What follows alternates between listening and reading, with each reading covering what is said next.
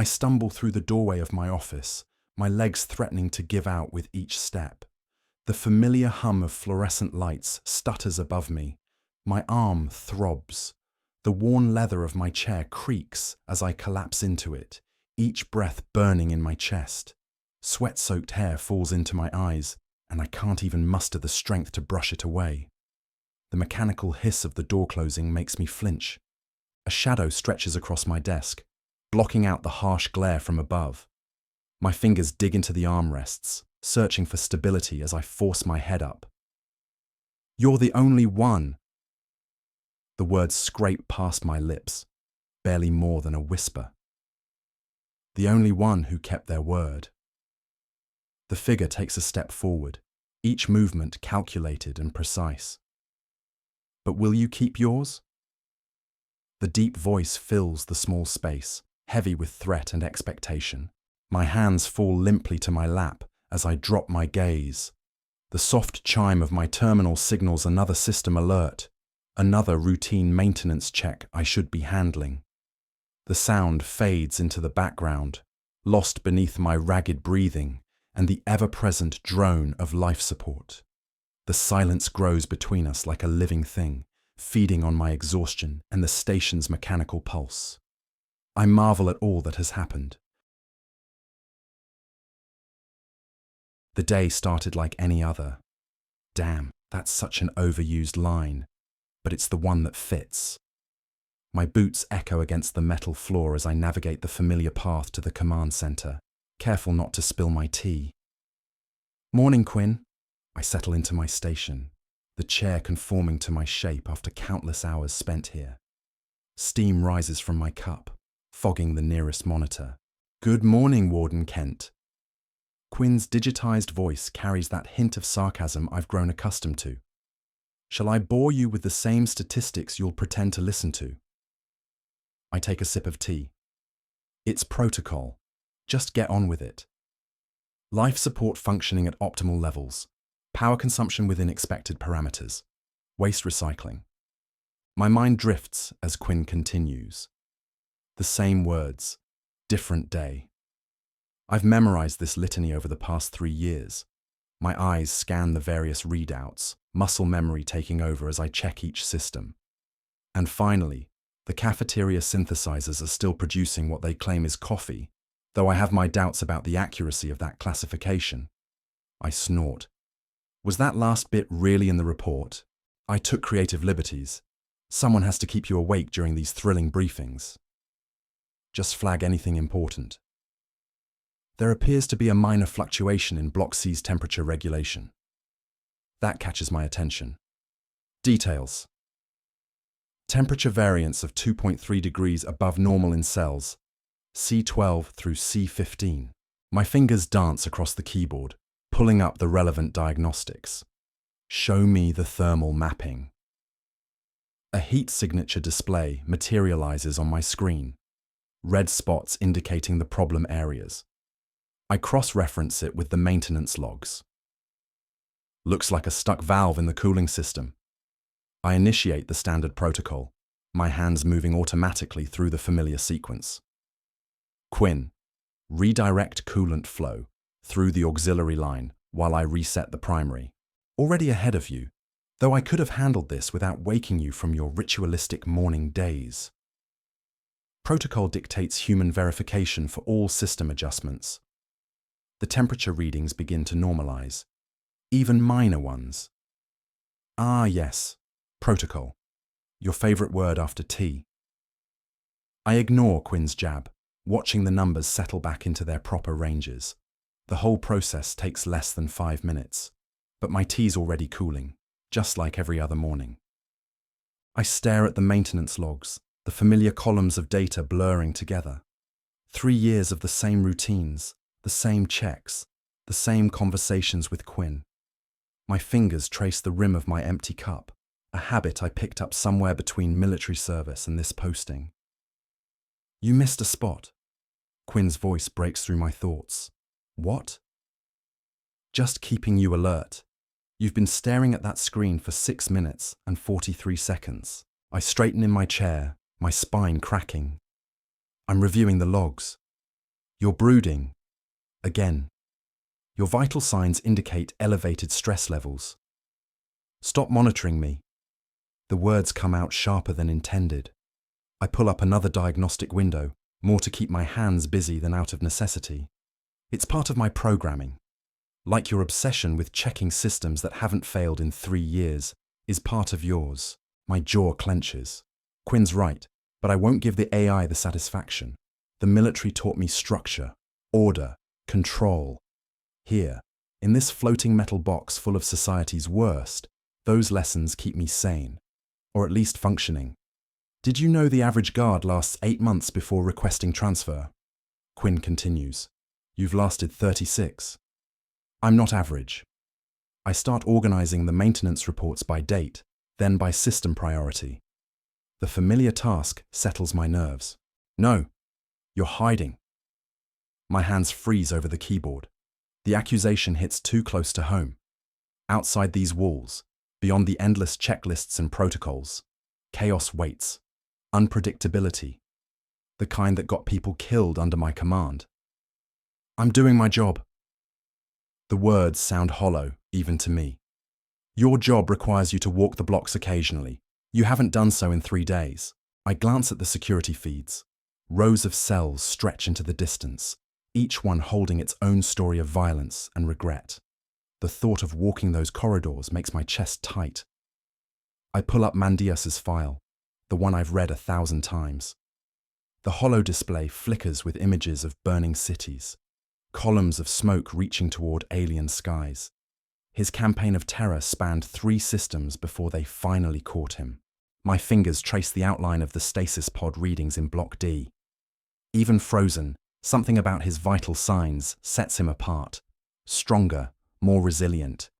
The military augments that made him nearly unstoppable in combat are still active, just waiting. Quinn, run another diagnostic on D-Block's stasis systems. As always, the readings are stable. I lean closer to the screen, studying the neural activity patterns. They say people don't dream in stasis, but Mandias's readings suggest otherwise. Tiny spikes of activity, like whispers of consciousness. The containment protocols are functioning perfectly, Quinn interrupts, as they have been since he arrived. Your obsession with this particular prisoner is becoming noteworthy. I've seen the footage of what Mandias did to the Centauri colonies. Entire populations reduced to ash and bone. The reports say he smiled during his trial, even as they listed the death toll. Just being thorough, I switched to the external pod camera. Frost patterns spiderweb across the reinforced glass, partially obscuring his face. Those augmented muscles, the scars, the military-grade implants, all in perfect preservation, waiting like a coiled spring. The thought of walking past his pod makes my skin crawl. Maybe that's why I've been avoiding the rounds. It's not just protocol keeping me glued to this chair. It's the knowledge that monsters like him are only separated from me by a few inches of glass and some coolant. A small fluctuation appears in the power readings. Probably nothing, just standard variance. But my hand shakes slightly as I log it in the system. I tug at the worn elastic of my workout shorts, grimacing at how snug they've become. The mirror shows the beginning of what Quinn calls my desk body taking shape. Too many hours in that command chair. Time to hit the sweatbox, I announce, rolling my shoulders. The synthetic fabric of my tank top catches on the old scar tissue. Can't let myself get soft up here. Ah yes, your quarterly commitment to physical fitness. Quinn's voice drips with artificial sweetness. Should I mark this momentous occasion on the station calendar? Perhaps send out a station-wide alert? I grab my towel, slinging it over my shoulder. 3 days isn't that long. 3 days, 4 hours, and 22 minutes since your last session. But who's counting? Quinn pauses. Besides me, obviously. You know, for an AI, you've got an impressive talent for guilt trips. I stretch my arms overhead, vertebrae popping like bubble wrap. I prefer to think of it as motivational commentary. Someone has to maintain standards around here. Speaking of standards, how about you cue up my workout playlist? I head for the door, trying to ignore the way my joints protest after days of inactivity. The one titled, "Actually Going to Exercise This Time," or "Promises, Promises." I stop at the threshold. You didn't actually label my playlists that way. Check your media folder. Quinn's smug satisfaction fills the room. I took some creative liberties with the organization system. The corridor curves ahead, its metallic walls reflecting the harsh LED strips overhead. My boots echo against the deck plating. Clank, clank, clank. A rhythm as familiar as my own heartbeat after 5 years on station. You know what I miss about Earth gyms? I adjust the towel on my shoulder, passing beneath a coolant pipe that's developed a slight whistle. The smell of rubber mats and chalk dust. How fortunate that I can't experience olfactory sensations. Quinn's voice follows me through the speakers embedded in the ceiling, though I imagine the sweatbox has developed its own unique bouquet. It's not that bad. I pause to check a status panel showing the station's power distribution. All normal, all green, always green. I clean it after every session. Every quarterly session, you mean. The corridor takes another gentle bend and the reinforced door of the exercise room comes into view. 3 inches of pressure-sealed composite materials, same as every other critical compartment on station. Standard protocol. I've been meaning to ask, why do you call it the sweatbox anyway? Quinn's question breaks through the subtle hum of air recyclers. The room designation is clearly marked as Physical Training Facility Delta. I run my hand along the door's frame, feeling the familiar notches where the seal meets metal. Because that's what it is, a box where I sweat. Your talent for nomenclature continues to astound. Keep it up and I'll mute you during my workout. I press my palm against the biometric scanner, watching the blue light trace my hand's outline. You wouldn't dare. Who else would count your repetitions with such precision? The scanner beeps its approval, and the door's locking mechanism disengages with a satisfying chunk. I grab the handle, cool metal against my palm. My fingers hover millimeters from the door panel when Quinn's voice cuts through the corridor. Minor pressure fluctuation detected in Environmental Control Section 7. I drop my hand. Define minor. 0.03 psi below nominal range. Quinn's tone remains light, but there's an edge I've learned to recognize. Well within safety parameters. Location? Junction box near the primary CO2 scrubbers. My towel hits the floor as I pivot away from the gym door. Time from initial detection. 17 seconds. Really, Ethan, it's barely a blip. The automated systems. Pull up the maintenance logs. I'm already striding back the way I came, my boots striking the deck plates with renewed purpose. When was the last inspection on those seals? Checking. A pause. 43 days ago. All readings normal. I reach the nearest console and punch in my access code. The schematic of Section 7 blooms across the screen, a maze of conduits and control nodes rendered in cool blue light. The fluctuation appears as a subtle pulse of amber. 0.04 psi now, Quinn reports. My fingers dance across the interface, pulling up secondary readings. Temperature in the surrounding sections? Standard, humidity normal, no signs of structural stress. Run a level 2 diagnostic anyway. I zoom in on the junction box and pull up the manufacturer specs for that seal type. Already done. Would you like me to remind you that your exercise session is now officially postponed? I ignore the jab, focusing on the scrolling data. Something about these readings doesn't sit right. Small problems have a way of becoming big ones up here. That's what 5 years of station maintenance has taught me. Quinn, show me the pressure trends for the past hour. The graph materializes, a mostly straight line with tiny, almost imperceptible dips occurring at regular intervals. Well, I mutter, there's our pattern. I step back from the door, letting my hand fall away from the panel. You know, I'm starting to think this station has separation anxiety. Heaven forbid I spend an hour away from a console. Based on historical data, Quinn chimes in, There's a 78% chance of a system anomaly occurring within 15 minutes of you entering the sweat box. The correlation is quite remarkable. Correlation doesn't equal causation. I tap the maintenance screen, watching the pressure readings fluctuate. Though I have to admit, the timing is suspicious. Would you like me to compile a statistical analysis? I have detailed records of every interrupted workout session since your arrival. We could graph them by time of day, severity of malfunction, and distance from your intended exercise location. You're enjoying this way too much. The amber warning light pulses steadily, mocking my workout plans. What's the exact number of interruptions? In the past 5 years, 147 attempted exercise sessions, 94 system-related interruptions. That's a 64% interference rate. Though if we factor in your tendency to use minor maintenance issues as an excuse to skip leg day. I don't skip leg day. The logs suggest otherwise. Your last complete lower body workout was… I cut Quinn off with a wave at the nearest sensor. Pull up the junction box schematics instead of critiquing my fitness routine. Multitasking is one of my many talents. I can question your exercise habits while simultaneously monitoring pressure differentials. The schematics appear on screen, and I lean in closer. At least the station's consistent. Always knows exactly when I'm about to break a sweat.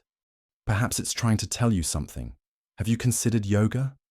Much less likelihood of mechanical failure during stretching exercises. Yoga. I snort, already scrolling through the maintenance protocols. Right, because that's exactly what I need. More time alone with my thoughts and your running commentary. I slide open the maintenance panel, its worn edges smooth from years of similar moments. The diagnostic interface springs to life under my touch, familiar blue-white icons floating in perfect grid formation. Starting Level 2 Diagnostic Sweep. My fingers tap out the command sequence, muscle memory at this point. Quinn, monitor feedback from sensors 7 through 12. Already on it, though I must point out this is the third diagnostic this week. The first readings scroll across my screen. Different system, different problem. Same interrupted workout schedule. Quinn's processors hum as data streams in. Sensor 8 showing slight variance, 0.02 degrees above baseline. I adjust the sensitivity settings, watching the numbers dance. Within normal range, but log it anyway. Any correlation with the pressure drops? Processing, yes. Minor temperature spikes coincide with each pressure fluctuation. The pattern is consistent, but subtle enough to have missed it initially.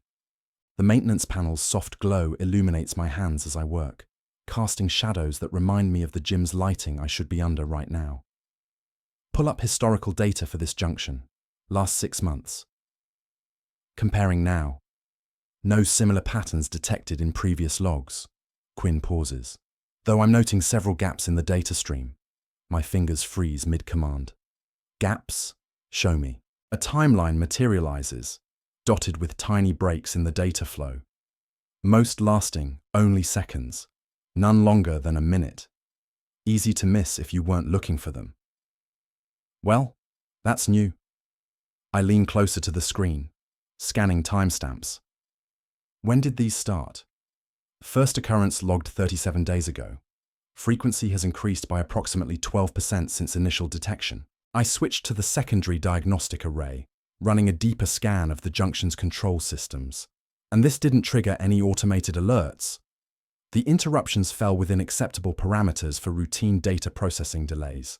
However, given the current pressure anomalies, I watch another set of readings flash across the screen. Nothing about this feels routine. My fingers trace familiar patterns across the diagnostic interface, each tap and swipe part of a well-worn dance. The system responds with its usual stream of data, pressure readings, temperature variances, flow rates, all the vital signs of this metal beast I call home. Running comparison analysis on junction box output, Quinn announces, cross-referencing with maintenance logs from the past quarter. I roll my neck, trying to work out the knot that's formed between my shoulders. The workout I'm missing would have helped with that. Focus on any anomalies in the power draw, even minor fluctuations. Already scanning. Though I must say, your dedication to finding problems is admirable. If only you showed the same enthusiasm for cardiovascular exercise. You know, most AIs just run the diagnostics without the commentary. I zoom in on a particular data stream, frowning at the subtle irregularities. Most AIs aren't tasked with maintaining the health and wellness of a station warden who thinks push-ups are optional. The screen flashes as another set of readings comes in. They're not optional, they're strategically delayed. Is that what we're calling it now? Quinn's processors hum as they process the incoming data. Speaking of delays, Sensor 9 is showing a 0.03 variance in thermal output. I lean closer to the display, watching the numbers scroll past. Within normal range, but log it for pattern analysis. Any correlation with those data gaps? Processing. Yes, actually. Each thermal spike precedes a gap by approximately 12 seconds. My fingers pause over the interface. This is the part of the job I actually enjoy. The puzzle solving, the methodical elimination of variables, even if it means another missed workout. Expand the monitoring range, I say, already pulling up secondary diagnostic routines. Let's see if this pattern appears in adjacent systems. Expanding scan parameters, though I feel compelled to point out that your heart rate would be much higher if you were doing those burpees right now. Quinn? Yes, Warden Kent? Just run the diagnostics. I squint at the readout, a nagging sense of déjà vu tickling the back of my mind. The pressure drops follow a sequence, 3 quick dips, then a longer one, followed by 2 short bursts. Quinn, does this pattern look familiar to you? Analyzing previous maintenance logs. A brief pause. Yes, actually. Similar fluctuations were recorded in the thermal control system last month, and in the oxygen recyclers 2 weeks before that. My hand freezes over the console. Pull those records up. 3 graphs materialize side by side. The patterns overlay perfectly. Same timing, same intensity, just in different systems. Well, that's not possible. I trace the matching peaks and valleys with my finger. These are isolated systems. They shouldn't share identical behavior patterns. Correct. The statistical probability of such correlation occurring naturally is extremely low. I zoom in on the timestamps. When exactly did we first see this? Initial occurrence was in the thermal controls 43 days ago. The pattern appeared in life support 17 days later, lasted approximately 72 hours, then ceased. Now it's manifesting in the pressure system. It's moving. The words taste wrong in my mouth, or being moved. That would suggest. Quinn trails off, unusual for an AI. Yeah, I pull up the station's master systems architecture. Someone or something is accessing these systems sequentially. Testing them, maybe. Should I initiate security protocols? Not yet. I study the complex web of interconnected systems. Let's gather more data first.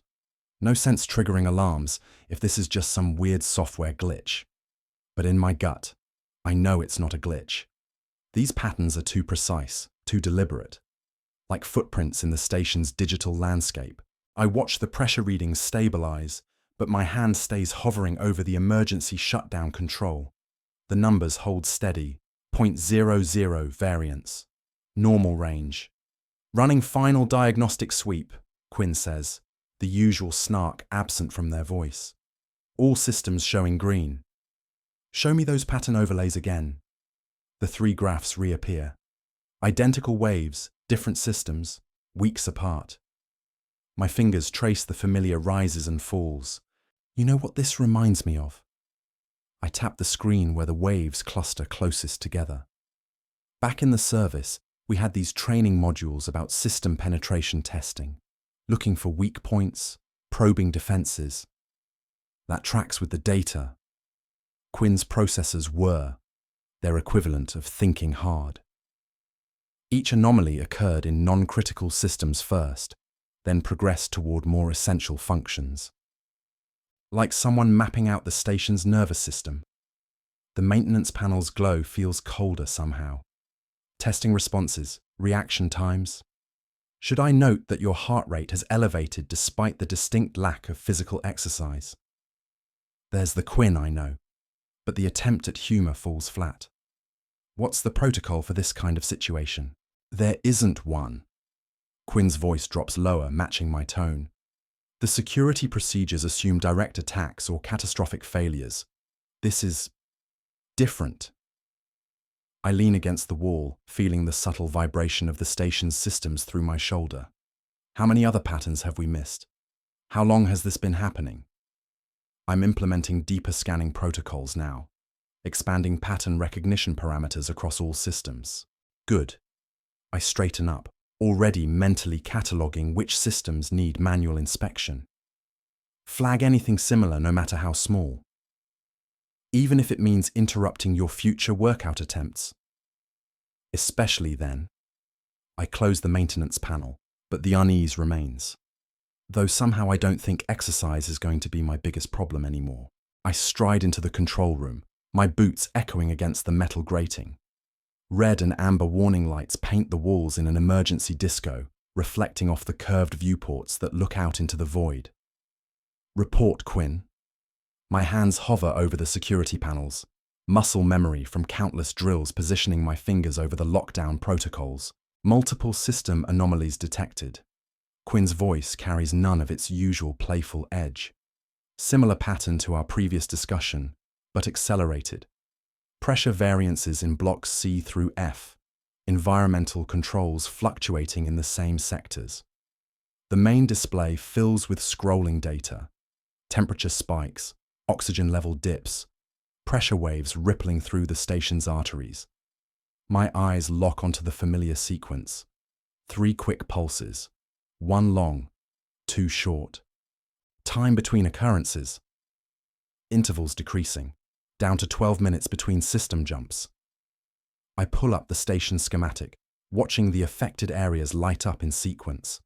The pattern isn't random anymore. It's moving inward, spiraling toward the core systems. Show me prisoner status. All cells secure. A grid of green indicators fills the left screen.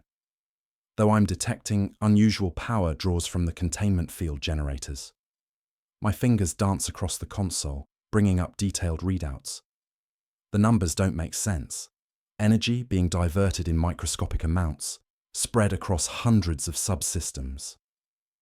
Quinn, initiate level 2 security scan. I want every byte of data traffic tracked. Initiating scan. Though I feel compelled to mention that these readings exceed standard malfunction parameters by several orders of magnitude. You think I don't know that? The words come out sharper than intended. Sorry, just keep monitoring. Flag anything that matches the sequence, no matter how small. The warning lights continue their crimson dance across my face as I lean closer to the displays, searching for answers in the cascade of numbers and graphs. Something about this feels different, more focused, more deliberate. Multiple shield generators failing. Quinn's voice cuts through the blare of alarms. Radiation from the star is penetrating our outer defenses. I pull up the shield diagnostic display, my stomach dropping at the cascading red indicators. Show me radiation levels by sector. A 3-dimensional model of the station materializes, segments turning from green to yellow to angry red. The pattern matches the system failures, moving inward, methodical, like a predator circling its prey. Environmental controls in Sector 7 are offline. Quinn's voice carries an edge I've never heard before. Oxygen recyclers failing, temperature rising. My fingers fly across the console, rerouting power from non-essential systems. Divert emergency power to the primary shields. Negative. Power grid is destabilizing faster than I can compensate. The radiation is accelerating the decay of our systems. The station groans, a deep metallic sound that vibrates through my boots. On the displays, more sectors flash red. The temperature gauge for Block C spikes past safety limits. How long until total shield failure? At current degradation rates, Quinn pauses, 17 minutes. I slam my fist against the console. That's not possible. These shields were designed to withstand standard stellar radiation, yes, but these readings... Another sector turns red. This is different. The star's output has increased by orders of magnitude in the last hour. The environmental control panel erupts in warnings. Block D's life support cuts out entirely. Then E. The failing systems create a domino effect, each collapse triggering the next. We need options, Quinn. I pull up the evacuation protocols, but the thought of moving hundreds of prisoners through failing sectors makes my blood run cold. The radiation is following a geometric progression. At this rate, we have minutes before it reaches the core containment systems. The station shudders again, harder this time. Through the viewport, the star pulses with unnatural brightness, its corona reaching toward us like grasping fingers. Wait! Quinn's voice cuts through the chaos of alarms. I'm detecting a potential workaround in the power grid architecture. I lean forward, scanning the rapidly changing displays. Talk to me. The tertiary systems, lighting, climate control, artificial gravity in non-critical areas. They're running on independent power loops. If we shut them down simultaneously and redirect that power... My fingers are already moving across the console, mapping the power flows. The deflector grid could absorb that energy, but the transfer would have to be precise. I can execute the power shift in microsecond bursts. It won't stop the radiation, but it might buy us time to find a more permanent solution. A new warning light flashes. Block F's temperature control failing. We're running out of options. Show me the numbers, Quinn. A complex diagram appears on my screen, power pathways highlighted in blue and red. The math checks out. Barely. We'd be operating on razor-thin margins, but it's better than watching the shields fail completely. Initiating shutdown sequence for non-essential systems. I punch in my authorization code. Route everything through junction box Alpha 7. The overhead lights dim to emergency levels. The familiar hum of the ventilation system falls silent. Even the artificial gravity feels lighter. We must be down to 30% in the peripheral sectors. Power transfer. Commencing. Quinn's voice sounds strained, if that's possible for an AI. Radiation levels. Stabilizing. Shield strength at 47% and holding. I release a breath I didn't realize I was holding. The red warning indicators slow their angry dance across my screens. It's working, but these are just band-aids, Quinn.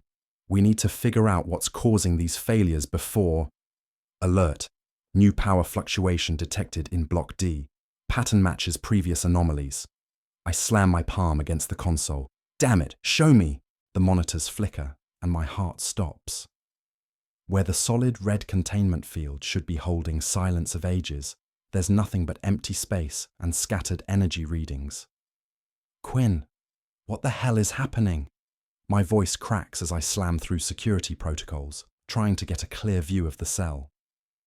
Catastrophic systems failure. Quinn's voice comes through distorted, breaking up like I've never heard before. Silence is free. Oh shit, I exclaimed. The emergency lights paint everything in blood-red pulses, throwing twisted shadows across the command center. I pull up camera feeds from surrounding corridors, but they're all showing static or darkness. Lock down all adjacent sectors. My fingers race across the console, initiating emergency containment procedures. Where's our last confirmed visual? Unable to track movement. Quinn's voice stutters, drops out, returns. Thermal imaging ineffective. Audio sensors detecting nothing. Of course they're not. That's why we named it Silence of Ages. The thing moves between sounds, exists in the spaces where nothing makes noise, the perfect predator. Run full spectrum analysis. Give me something to work with. The station's warning klaxons cut out mid-wail. The ventilation system dies with a wheeze. Even the hum of the power conduits fades to nothing. Complete silence falls. My breath catches in my throat. The red emergency lights continue their silent strobe, but now they're painting shadows that seem to move wrong. bending in ways that hurt my eyes to track. "Quinn," I whisper, but there's no response, just the soft click of my console keys and the thunder of my own pulse in my ears. A shadow shifts in my peripheral vision. I freeze, fingers hovering over the emergency protocols. The darkness behind me feels deeper than it should be, like something's drinking in what little light remains. I slam my fist against the console, pain shooting through my knuckles. "Tell me our options, because following protocol isn't going to cut it this time." "You need to think outside the box, Warden." Quinn's voice wavers like he's trying to stay online. "Consider unconventional measures to regain control." "Outside the box?" I rake my fingers through my hair. "I don't do outside the box. That's not—" The station rocks beneath my feet. Red warning indicators flash across my screens. Cell Block 7, maximum security wing. My blood runs cold as I pull up the security feed. The massive frame of Mandius fills the corridor, his augmented muscles rippling under bronze skin. Behind him, in the spaces between emergency lights, something shifts and flows like liquid shadow. "Quinn, seal all bulkheads to Cell Block 7. Unable to comply. Systems compromised. I watch in horror as Mandius turns toward the camera. His scarred face splits into a predatory grin, those burning red eyes staring directly at me. "Let the games begin," he growls. He raises a cybernetically enhanced arm and crushes the camera. They're working together. The realization hits me like a physical blow. Silence didn't just escape, it released Mandius. "Correct assessment." Quinn's voice grows weaker. "Conventional containment measures will be ineffective against their combined capabilities." "Should I just abandon the station?" I spit the words out, pacing in front of the darkened monitors. "Or better yet, how about I release other prisoners to fight these two? Because that's clearly what the handbook recommends for this situation." My voice dripping with sarcasm. "Warden, I must point out the statistical probability of—" Quinn's voice dissolves into static, then silence. I slam both hands on the console.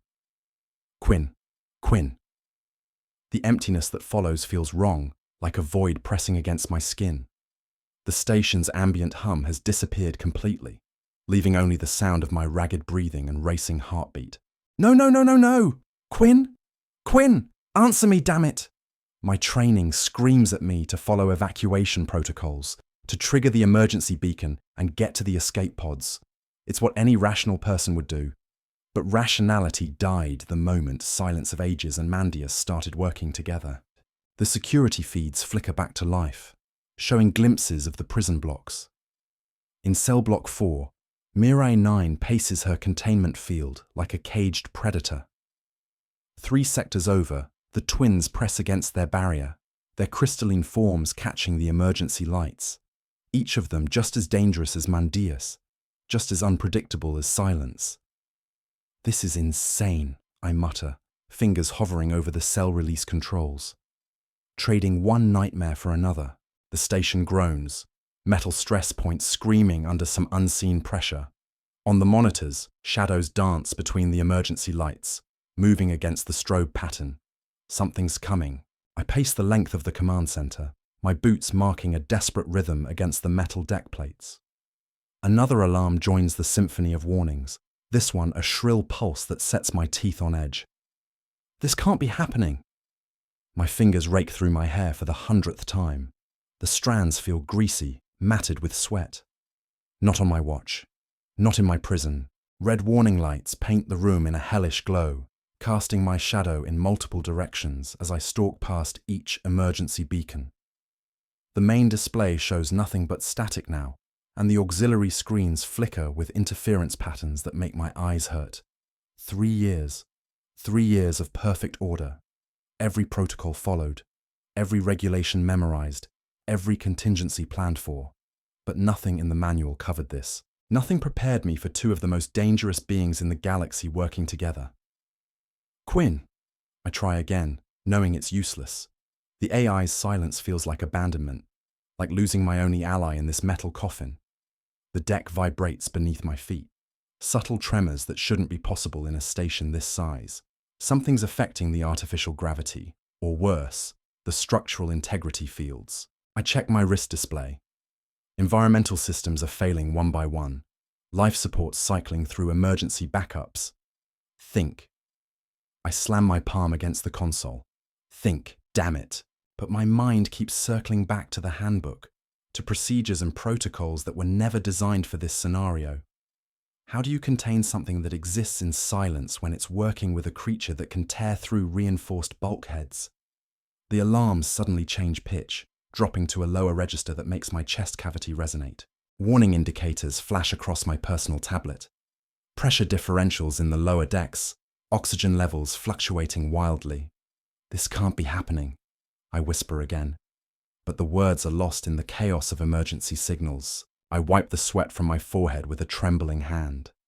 The faces of my prisoners flash across the static-filled screens. A grotesque slideshow of the galaxy's worst. Mandius's scarred visage, those burning red eyes that promised violence. Mire 9's calculating stare, cold as space itself. My fingers fly across the emergency console, pulling up containment protocols. Section 4, paragraph 12. The words blur together. Everything I've memorized, every regulation, seems hollow now. A crash echoes through the ventilation system, metal screaming against metal. The sound makes my spine stiffen. Computer, security override, Alpha 7. I stop mid-command. What's the point? Quinn's gone, and with him any chance of automated response. The tremors in the deck plates grow stronger. Somewhere below, Mandius is probably tearing through the station's guts like tissue paper. And silence. I suppress a shudder. No one's ever seen what silence really looks like. The stories say it moves between shadows, that it can slip through the smallest crack. I won't let this happen. My voice sounds strange in my ears, too high, too tight. This is my station, my responsibility. The emergency lights flicker, and for a moment I'm plunged into darkness. When they return, the security feeds show nothing but empty corridors. But they're not empty, not really. Two of the most dangerous beings in known space are loose in my prison, and I'm losing control with every passing second. My hand hovers over the master control panel. There are other prisoners, ones almost as dangerous as the escapees. The thought makes bile rise in my throat. Using prisoners as weapons, it goes against everything I stand for, every oath I've taken. I can't let this place descend into chaos. The words come out as a harsh whisper. But looking at the failing systems, the dead screens, the flashing warnings, I realize chaos has already arrived. I punch in my security code at the weapons locker, hands shaking so badly I have to try twice. The panel slides open with a soft hiss, revealing rows of neatly arranged laser pistols. Each one gleams under the emergency lighting, their power cells giving off a faint blue glow. This is insane. I grab the nearest pistol, checking its charge out of habit. Breaking every protocol I've ever enforced, the weapon feels wrong in my hand. 3 years of running this station, and I've never needed to draw one. Now I'm considering releasing one killer to fight another. My boots echo down the corridor toward Block D, where we keep the most dangerous prisoners. Each step feels heavier than the last. She's a tactical genius, I mutter to myself. Took down her own ship when she thought it was necessary. The words taste like ash in my mouth. And now I'm thinking about letting her loose. The pistol's weight pulls at my arm as I round another corner. Red warning lights strobe across the walls, making the shadows dance. Somewhere in those shadows, silence is moving. And Mandius. Another crash reverberates through the station's frame. There has to be another way. But my feet keep moving toward Mire 9's cell. The handbook says, "To hell with the handbook." Block D's security door looms ahead. Beyond it, 20 of the galaxy's worst criminals sit in their cells. 19, I correct myself. 18, counting silence. And I'm about to make it 17. My free hand hovers over the door controls. She'll probably kill me the moment I open her cell. The thought should stop me. But the alternative, letting Mandias and Silence run free, is worse. The security panel blinks at me, waiting for my code. 3 years of perfect order, about to end with one decision. Sometimes, I whisper, remembering Quinn's last words, you have to think outside the box. I can't believe I'm doing this. My fingers tremble as I input the override code. The stasis field shimmers, then dissolves with a soft hum. The barrier between me and one of the most dangerous tactical minds in known space disappears. Mireille 9 opens her eyes. In one fluid motion, she's on her feet, taking in every detail of the corridor. Her gaze sweeps the emergency lights, the access panels, the weapon in my hand. Warden Kent. Her voice is calm, measured, professional. Given the emergency protocols and your presence here, I assume you're in a bit of a pickle. I keep the pistol trained on her center mass. You always did have a gift for assessment. And you're here because you need that gift. She steps to the edge of her cell, hands raised slightly. I quickly explain the system problems and Silence and Mandias's escapes. You want to stop them, but you can't do it alone, and you've lost your AI support. How many containment systems are still operational? The way she breaks down the situation with cold precision sends a chill down my spine.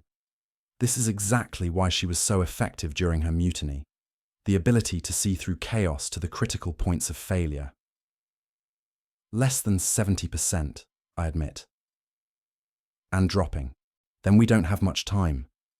Her dark eyes lock onto mine.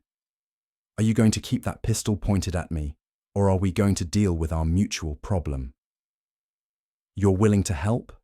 Just like that? Ethan asks, startled. Just like that? Not exactly. Silence is part of the reason I'm stuck here. Payback has its charms. She responds with a smirk. There's one more person we need, I say, already moving. Mireille 9's footsteps halt behind me. Oh, I think you and I can handle it. We need Rogan Novik. No. Her voice cuts sharp as a blade. I can handle this. Novik's a liability. I keep walking. He's the best combat specialist in 3 sectors. He's also the reason half his colony ship crew ended up spaced. She moves to block my path. I've seen his type before. He'll turn on us the moment it serves him. Like you turned on your fleet. Her jaw tightens, that scar along it becoming more pronounced. That was different. I step around her and approach Rogan's cell. Through the containment field, his broad frame fills the small space.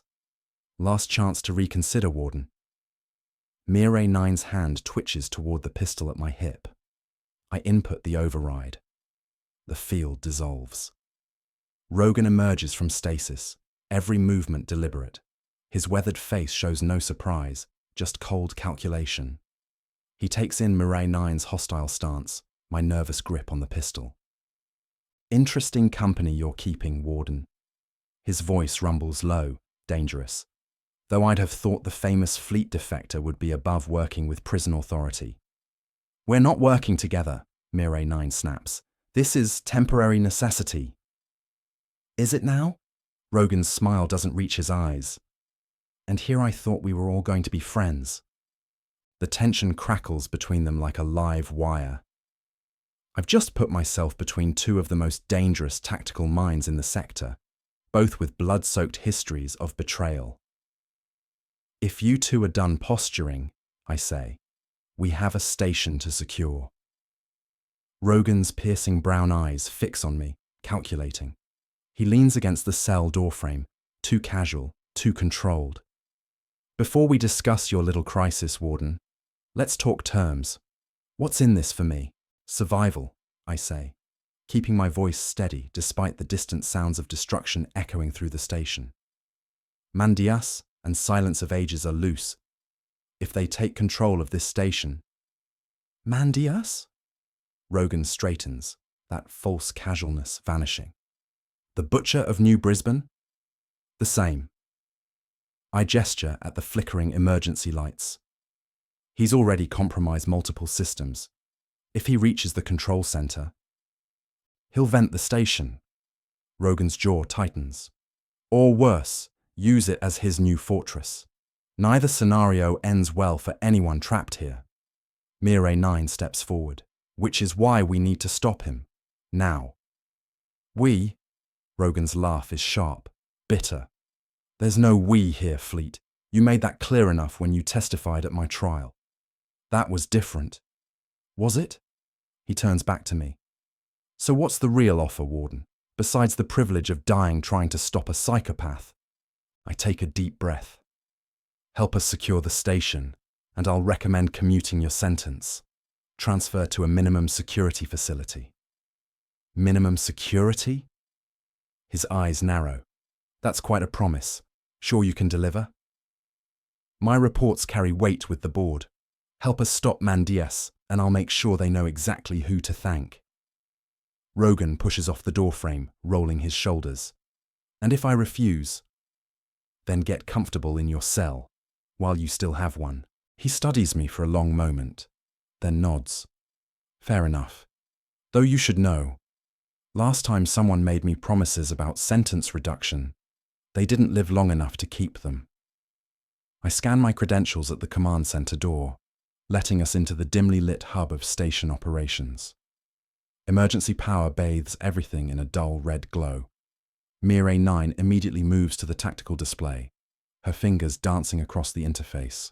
We split into 2 teams, she says, pulling up the station schematics. I'll take the maintenance tunnels to engineering while… Absolutely not. Rogan crosses his arms, leaning against a console. You're thinking like Fleet, divide and flank. But this isn't a naval engagement. I know how to run an operation. Yeah, I remember. New Titan Colony remembers too. His voice cuts like steel. But Silence of Ages isn't some rebel group you can outmaneuver. It's a ghost, split up, and we're dead. I watch them, these dangerous minds I've studied for years through barrier fields and security feeds.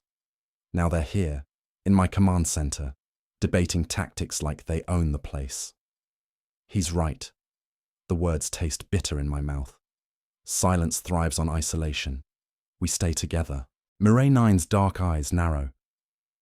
Since when are you the tactical expert, Warden? Since I've spent 3 years studying every scrap of intel on these prisoners, including you two. Then enlighten us, Rogan says, but there's a new note of respect in his voice. What's your assessment? I pull up the security feeds. Most are dark or showing static, but a few still work. Mandias will head for the armory first. It's his pattern. Secure weapons, then establish a stronghold. Silence. I tap through more cameras. Silence will be wherever we're not looking.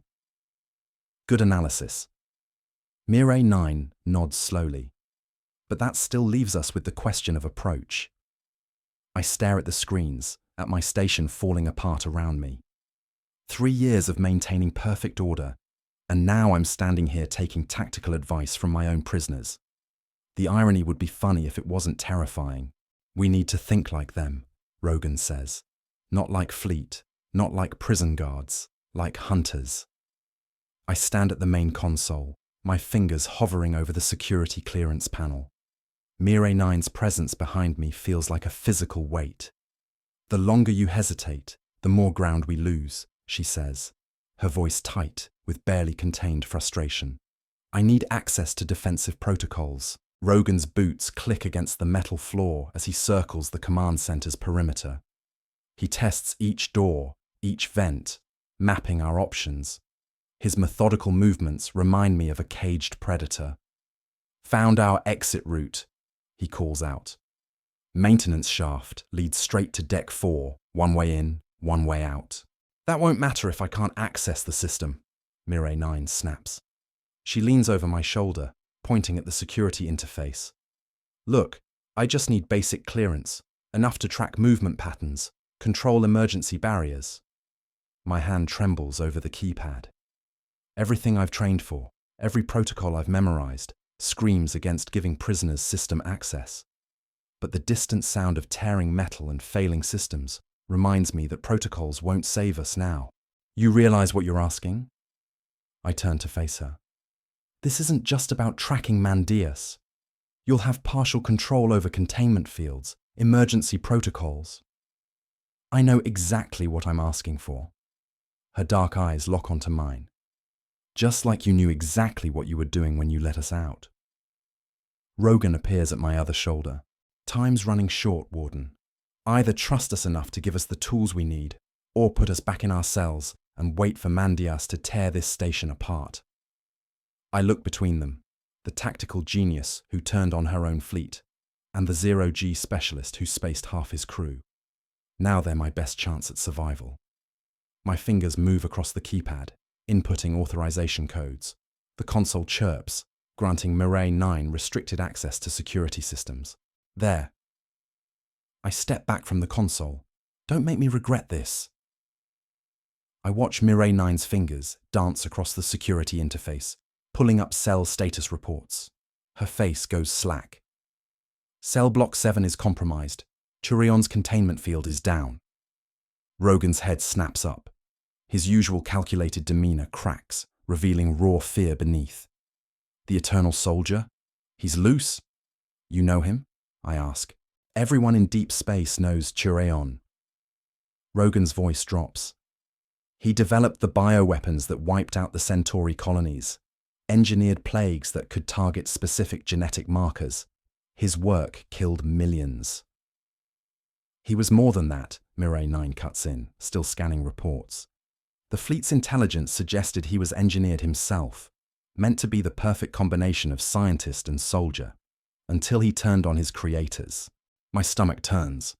I'd read Turion's file, but seeing the fear in Rogan's eyes makes the threat feel more real. Mirai 9 swears under her breath.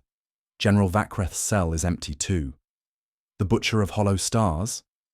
I grip the edge of the console. When? Same time frame as Turion's release. She pulls up a timeline of system failures. This wasn't random. Silence is selecting specific prisoners. A tactical genius, Rogan counts off on his fingers. A bioweapons expert, a military commander, and whatever the hell Silence itself is. That's not a prison break. That's assembling a strike team. The realization hits me like a physical blow. I've spent years keeping these monsters separate, contained. Now they're loose, and worse, they're working together. We need to move, Mirai 9 says, closing the displays. If they're gathering forces, we can't stay in one place. I watch Rogan pace the command center, his movements precise despite the chaos around us. The emergency lights cast harsh shadows across his face, making his expression even more severe. We're gonna need more help. Rogan taps the screen, bringing up cell block schematics. I scan through Lorik Vale's file on the display. The Hollow Monk's gaunt face stares back at me, those dead eyes seeming to pierce through the screen. A death cult leader. You want to release someone who convinced thousands to kill themselves. Not just themselves. Rogan's finger traces the list of Vale's crimes. His followers took entire colonies with them. But that's not why we need him. Mirai 9 crosses her arms. The connection to Vakreth. What connection? I look between them. Vale was there during the Hollow Stars campaign. Rogan's voice drops lower. He saw what Vakreth did to those colonies. More importantly, he knows how the General thinks. The security feed shows Vale in his cell, sitting cross-legged on the floor. Same position he's held for the past 3 years. Never moving, never speaking unless spoken to. Vakreth tried to have him executed, Rogan continues. Twice. The General doesn't leave loose ends, but Vale survived. That kind of history creates leverage. I rub my temples. So you want to release a manipulative cult leader because he has a grudge against Vakreth? I want to release him because he understands our enemies better than anyone else in this prison. Rogan taps the screen. Vakreth's tactical genius, Turion's capacity for destruction. Vale studied them all. He collected their stories, their methods, called them avatars of entropy or some mystical nonsense. And you think he'll help us? Help? Rogan barks out a laugh.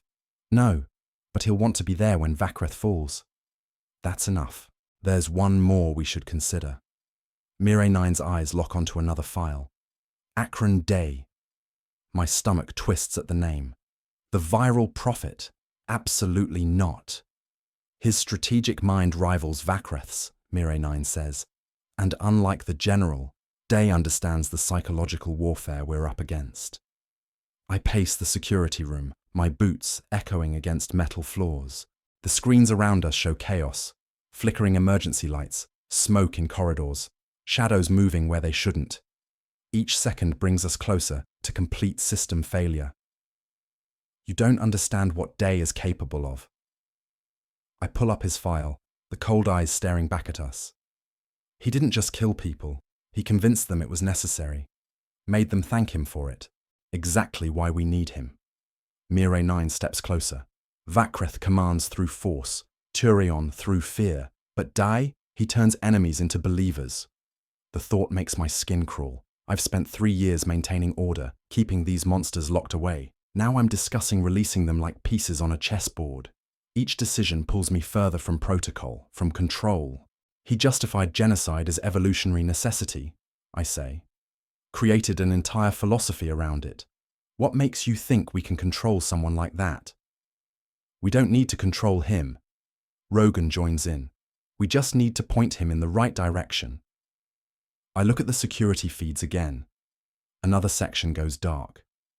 The station groans around us, systems failing one by one. My perfectly ordered world crumbling.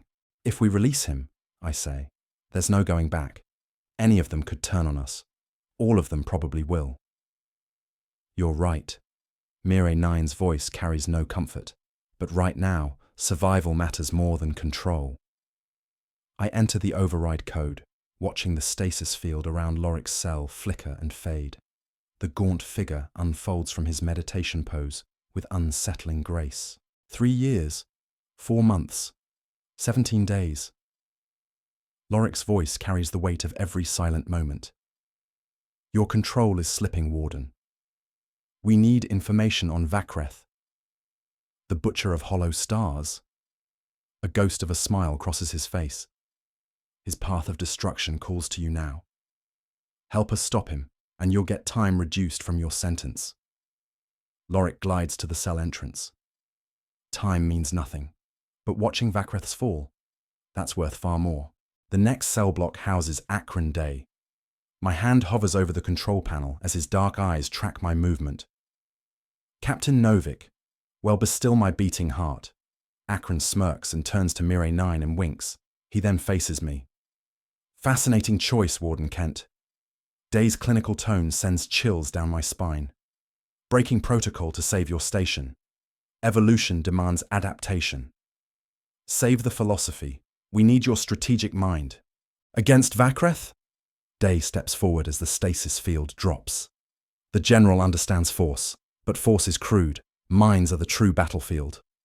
You help us contain this situation. Your sentence gets reviewed. A fair exchange. His thin smile never reaches his eyes. Though I suspect you'll need more than just containment before this ends. Rogan and Mirai 9 flank me as we escort our new allies through the corridors. Every step feels like a betrayal of everything I've stood for. But with half the station's systems failing and Vakreth's group growing stronger, what choice do I have? Remember, I say to our prisoners, one wrong move. And you'll what?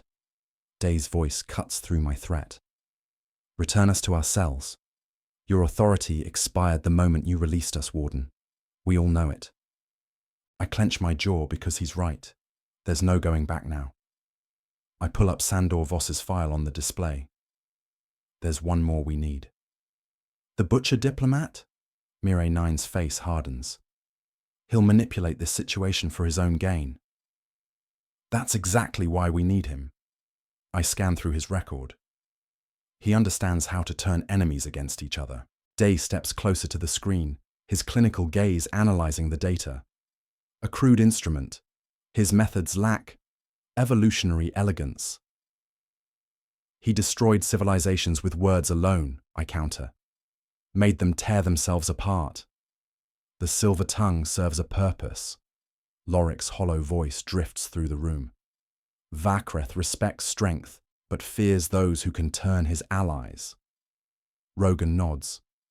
Voss knows how to exploit weaknesses. Political, personal, doesn't matter. He'll find the cracks. I key in the release code. The stasis field shimmers and fades. Warden Kent. Voss's voice carries the smooth precision of a practiced diplomat. Come to negotiate. I need your skills. Help us contain this situation.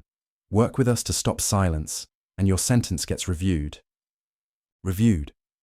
He steps to the threshold, head tilted. Not reduced. That depends on your performance. A cold smile crosses his face. Always leading with the stick instead of the carrot, Warden, but I accept. Watching Vakreth crumble will be entertaining. The stasis field drops completely. Voss joins our growing collection of monsters, each one a calculated risk that could tear this station apart. But with Vakreth loose and systems failing, I'm running out of options.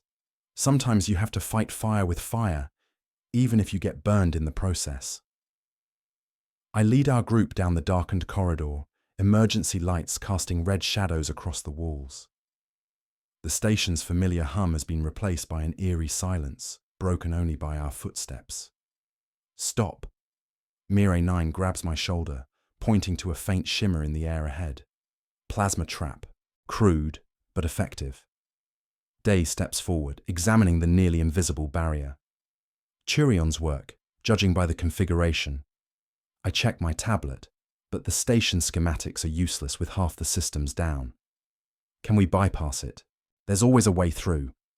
Voss moves to the wall panel, his fingers working the controls with practiced ease. The general prefers overwhelming force, but Turion understands the art of patience. The panel sparks under his touch. The plasma field flickers but holds. Allow me. Lorik glides forward, his hollow eyes fixed on the barrier.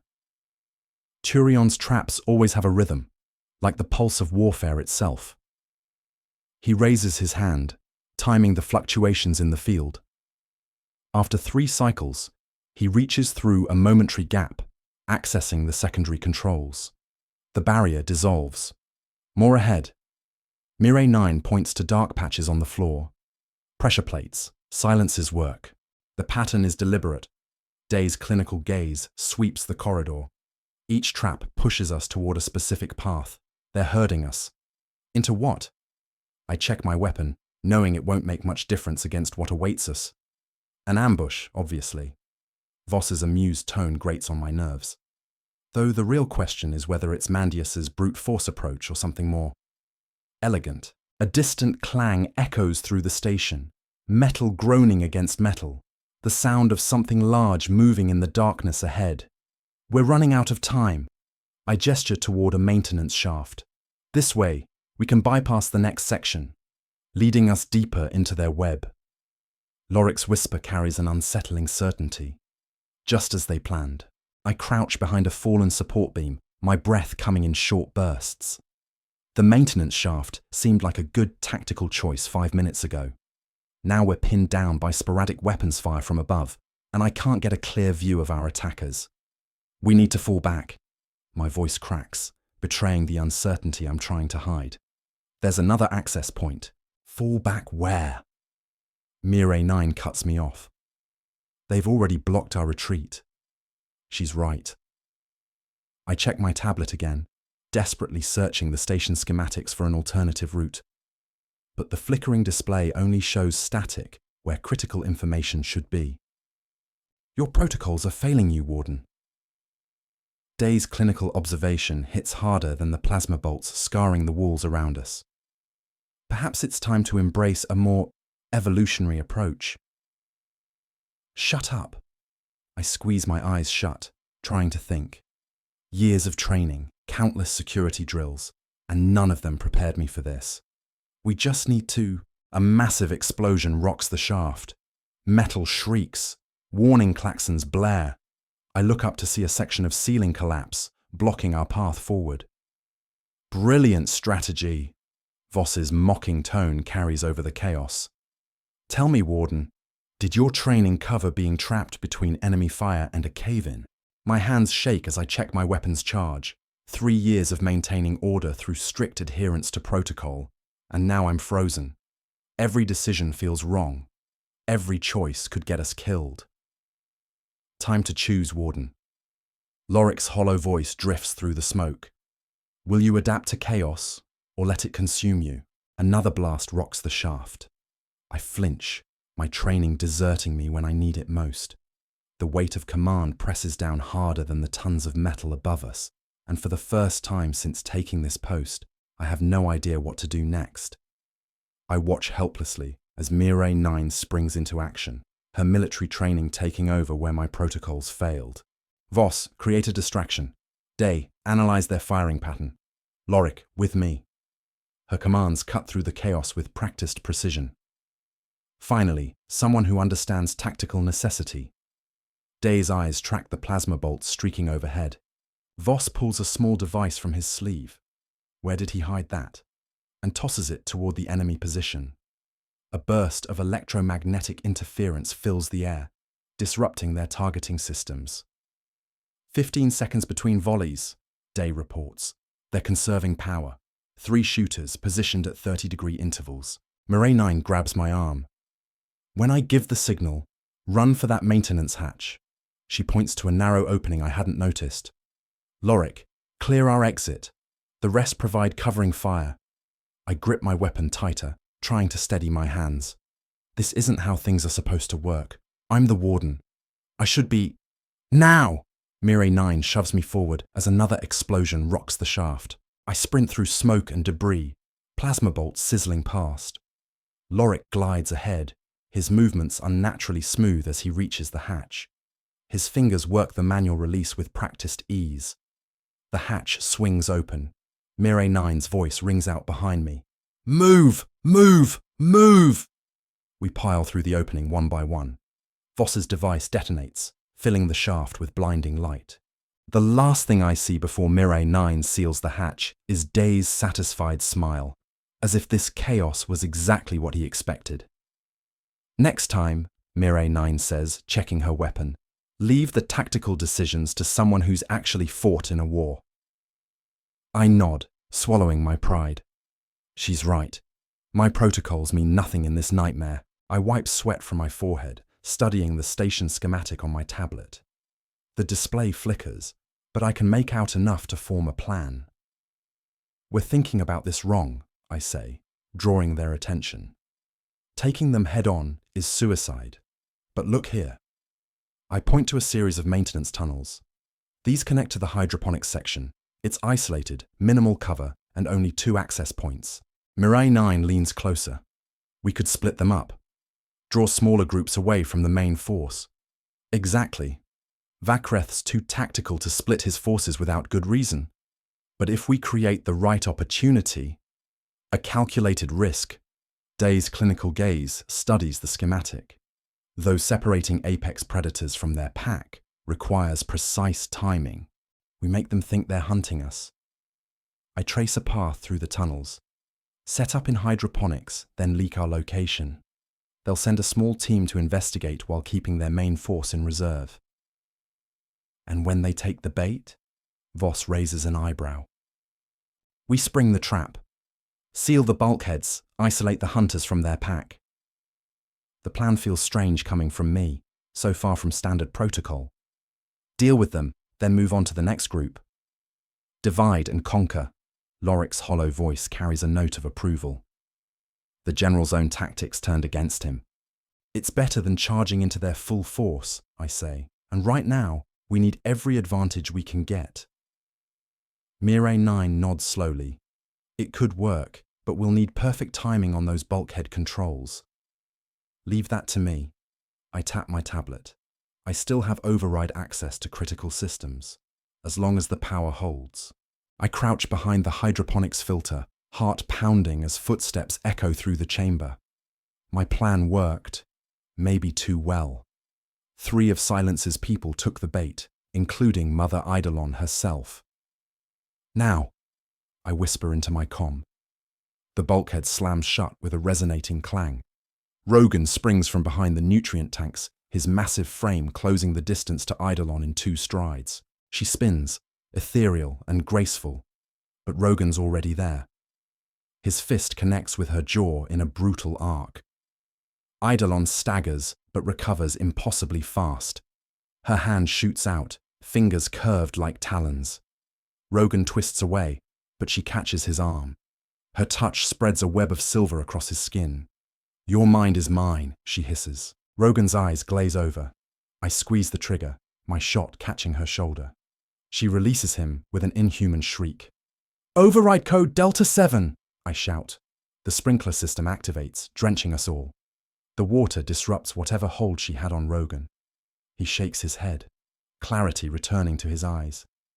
In the chaos, Eidolon's companions fall. One to Mirai's precise shots, another to Loric's blade. But Eidolon herself slips through a maintenance duct, leaving only a trail of silvery blood. "That was—" Rogan wipes water from his face, looking at me with newfound respect. Quick thinking with the sprinklers.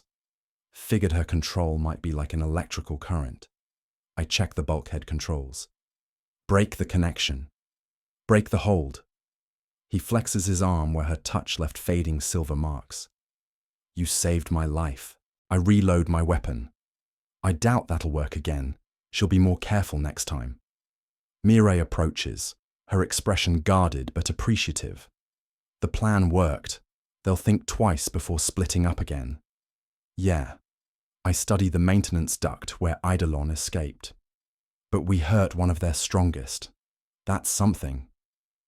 I glance at the 2 Mirai and Loric took down. I guess Silence released a few low-level prisoners as well. Guess I shouldn't be surprised. Rogan barks out a harsh laugh. Low-level? Those weren't bottom feeders, Kent.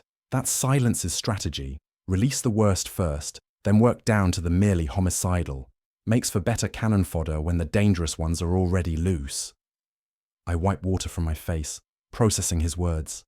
The sprinkler system continues its steady drip around us, creating puddles on the metal grating. Each drop echoes through the hydroponics chamber like a tiny gunshot. "What do you mean?" "Those 2? He nudges one of the bodies with his boot. The quiet one was a mass murderer from the Centauri colonies. The other, specialized in biological weapons, real nasty stuff. My stomach turns.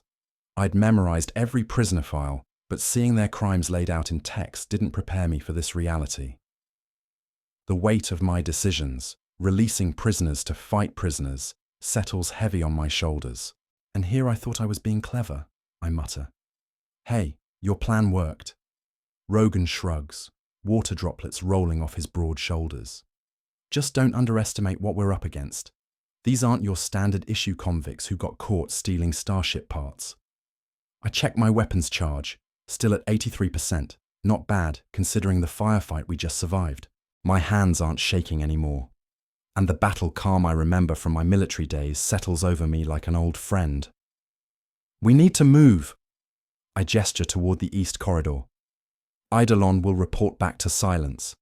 Better to change locations before they regroup. Mirai nods, already moving to take point, but I step forward instead. "I've got this. You watch our 6. The words come out stronger than I expected. This section has maintenance bypasses only staff would know about. Her eyebrows lift slightly, but she falls back without argument. Guess taking down Eidolon's team earned me some credit. We navigate through narrow service passages, our footsteps quiet on the metal grating. The familiar hum of the station's systems surrounds us. But it feels different now. Every shadow could hide another escaped prisoner. Every sound could signal an ambush. "You're getting better at this," Rogan mutters as we pause at an intersection. "That sprinkler trick? Wouldn't have thought of that myself." "Don't get too excited." I peer around the corner. "I got lucky, and from what you just told me about those 2 back there," my throat tightens. "We haven't seen anything yet, have we?" "No." Loric's voice is barely a whisper. Silence keeps the truly dangerous ones close. Eidolon was just a taste. The confidence I'd felt moments ago wavers. I'd spent years memorizing prisoner files, security protocols, containment procedures. But reading about their crimes, their capabilities, it hadn't prepared me for the reality of facing them. I checked the corridor again. Clear. Then we better get moving. The longer we wait, the more time they have to prepare. The others fall in behind me as I lead them deeper into the station. My heart pounds against my ribs, but my steps are steady. I might be learning, adapting, but I know better than to let this small victory go to my head. Somewhere in these halls, the worst criminals in the galaxy are waiting. I wipe sweat from my forehead as we file into the command center. The familiar glow of monitors offers little comfort now. My fingers dance across the main console, bringing up system diagnostics. A shrill alarm pierces the air. Red warning indicators flash across the environmental control panel. Life support's degrading in sections 4 through 7. I pull up detailed readouts. Oxygen recyclers failing, temperature regulation offline. They're trying to smoke us out. Akron steps closer to the display, his cybernetic eye whirring as it focuses. Or cook us, depending on their preference. Rogan checks his weapon. We need supplies, food, water, ammunition. Can't fight if we're starving. Split up. Mireille shoulders her rifle. Akron and Ethan work on systems here. The rest of us gather what we need. I nod, already accessing the engineering subsystems. I'll try to lock down critical areas, get eyes back on security feeds. Watch yourself, Kent. Rogan pauses at the door. They'll be watching the command center. That's why I'm staying. Akron's metallic fingers tap against the console. 2 minds work faster than one. The others file out, leaving me with the notorious tech specialist. I pull up more system diagnostics, trying to ignore the growing heat in the room. The environmental controls continue their steady decline. Akron starts typing. Now, let's see about keeping us all breathing. I scan through the security feeds as they flicker back online. Most show empty corridors bathed in emergency lighting. A few remain dark, blind spots in our surveillance. There. Akron's augmented hand gestures at a particular feed. Storage sector clear. They'll find supplies there. I nod, but something in his tone makes me pause. You sound worried. Just considering variables. His cybernetic eye whirs. Like Rogan's convenient suggestion to split up, leaves us vulnerable. My fingers hesitate over the keyboard. What are you saying? Nothing concrete, but I've crossed paths with him before. Akron keeps his focus on the monitors. Man's got more faces than a quantum dice. Never know which side's gonna land up. The doubt burrows into my mind like a parasite. I try to shake it off, focus on the task at hand. Camera system's stable now. I need to check the environmental backup server. Without it, we're dead in hours. Smart move. Akron slides into my vacated seat. I'll work on engineering containment from here. Keep an eye on our friends. The way he says friends makes my skin crawl. I grab my sidearm, check the charge. Stay on comms. Always do. His fingers fly across the console. Watch your back, Warden. More than one way to get stabbed in it. I head for the door, my thoughts churning. Rogan had helped us take down Eidolon. The station's recycled air feels thinner with each breath. I punch in the access code, and the server closet door slides open with a pneumatic hiss. The cramped space glows with the blue light of data streams, but a massive shadow fills the doorway. My heart stops. Mandius towers over me, his augmented frame blocking any escape. His scarred face twists into what might be a smile, but looks more like a predator baring teeth. Warden Kent. His voice rumbles like distant thunder. You've had quite the day. My hand inches toward my sidearm, but his eyes, burning red in the dim light, track the movement. Don't be foolish. He spreads his hands in a gesture of mock peace. I'm offering you a chance. Walk away, take an escape pod, leave this station behind. And let you and silence do what exactly? My voice sounds steadier than I feel. You're smarter than that, Warden. Think about it. A mobile prison station, completely off the grid. Do you know how many systems we could reach? How many places we could hide? He steps closer, forcing me back against the servers. This isn't just a jailbreak. It's an opportunity. A vessel that can vanish into the depths of space, appearing wherever we choose. The full weight of his words hits me. The station's advanced stealth systems, its self-sustaining capabilities, its ability to mask energy signatures, all of it would make the perfect ghost ship. Silence has bigger plans than simple revenge or escape. Mandias's augmented hands flex. This station is worth more to us operational than destroyed. That's why I'm giving you this chance. Don't die for a lost cause. The server banks hum around us, their soft blue glow reflecting off his metallic implants. Every instinct screams at me to run, but there's nowhere to go. One time offer, Warden. Mandias's augmented fingers drum against the doorframe. The others wanted you dead immediately. I convinced them to let you fly, but that window's closing fast. My mind races through protocols, procedures, contingencies, but none of them account for this. A mobile stealth prison becoming a phantom menace, striking anywhere in colonized space. The implications freeze my blood. How long? I manage to ask. Until I reach the end of this corridor. He turns, red eyes gleaming over his shoulder.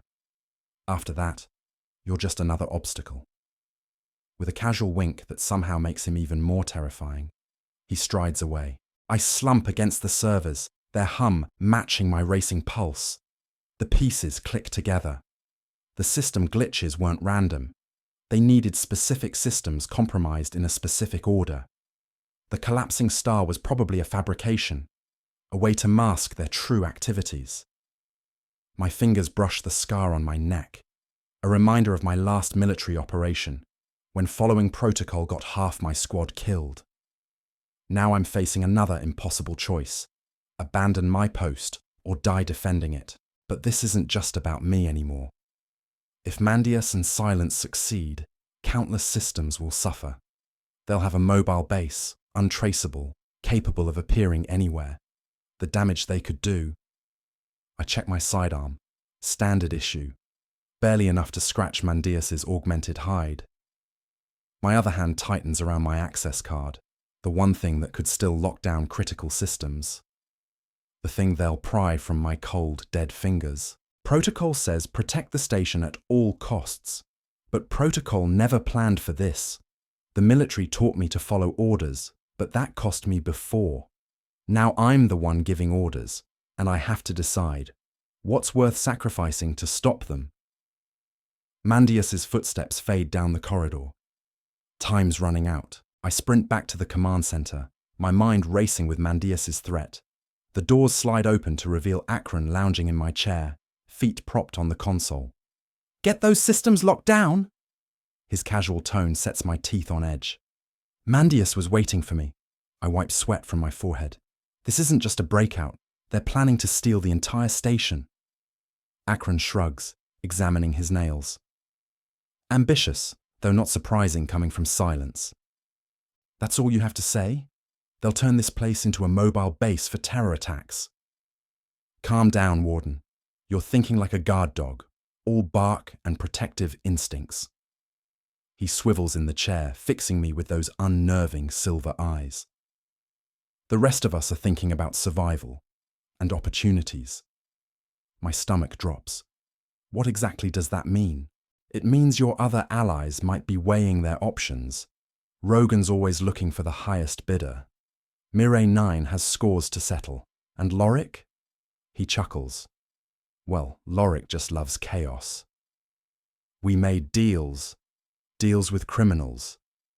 Akron stands, towering over me. What did you expect? Honor among thieves. The reality of my situation crashes down. I'm surrounded by the galaxy's worst, trying to stop an impossible threat. And I can't trust any of them. You should have taken Mandias's offer. Akron's voice drops low. Now you're trapped between monsters and mercenaries. Tell me, Warden, who's really on your side? I back away from him, hand resting on my sidearm. The security cameras behind him show Rogan's team moving through the corridors. But are they heading where they claimed? or positioning themselves for something else. The station feels massive suddenly, and I feel very, very small. The command center doors hiss open and Rogan strides in, followed by Mirai 9 and the others. They dump their scavenged supplies on the center console: weapons, medkits, ration packs. That's it? I scan the meager pile. This won't last us long. Most storage areas were already picked clean. Mirai 9 checks the ammo in a plasma rifle. Silence's people got there first. Lorik lets out a sharp laugh. Of course they did. Our fearless warden here gave them plenty of time while he was following protocols and checking manuals. Watch your tone, Rogan growls. Or what? Lorik spreads his arms wide. You'll put me back in my cell. Face it, the only reason any of us are following him is because we haven't found a better option yet. My face burns. He's right. I'm no leader. Just a bureaucrat playing at command. Maybe if our warden spent less time second-guessing himself and more time actually making decisions. Lorik continues. Enough. Mirai 9 steps between us. Fighting each other is exactly what Silence wants. But the damage is done. I look around at their faces. Hardened criminals and killers all. What made me think I could control them? Lead them? We need a real plan, Sandor rumbles from his corner. Not just running around like headless poultry. They're all watching me now, waiting. But the words stick in my throat. Every decision I've made has backfired. Every protocol I've followed has failed. Well, Warden, Lorik's voice drips with mockery. What's our next move? I open my mouth, but nothing comes out. The weight of command feels like it's crushing me. Give me a minute. I turn to the console, fingers flying across the keys. Maybe there's something in the prisoner files I missed, some weakness we can exploit. My clearance gives me access to the classified records. I dig deeper into Silence's history, past the standard criminal profile. A document catches my eye, surveillance footage from before his capture. I freeze. There she is, Mirai 9, standing beside Silence during the colony massacre. Not fighting him, working with him. My blood runs cold.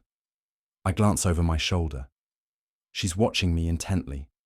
Find anything useful, Warden? Her hand slides toward her weapon. Just reviewing security protocols. The lie tastes bitter. I pull up more files, trying to keep my movements casual. The evidence is overwhelming. She wasn't just present for the massacre. She helped plan it. Step away from the console. Her voice turns to ice. I raise my hands slowly, turning to face her raised weapon. You were never a defector, were you? This was all planned. Very good, she smirks. Took you long enough to figure it out. The ship mutiny, the colony, it was all staged to get you in here. A necessary sacrifice. Her finger tightens on the trigger. Now move aside. Silence needs those security codes. A blur of motion. Akron appears behind her like a shadow. The crack of bone echoes through the command center. Mirai 9's eyes go wide, then vacant. She crumples, neck twisted at an impossible angle. Akron steps over her body, brushing off his hands. She was getting tedious anyway. I stare at him, heart hammering. Why? Because, Warden, I hate being predictable. He grins. And I absolutely despise traitors. I stare at Mirai's lifeless form, my mind racing through protocols, procedures, everything I've been trained for. None of it fits this situation. My fingers twitch toward the emergency shutdown controls. One command and the whole station goes dark. Clean. Simple. By the book. Don't even think about it.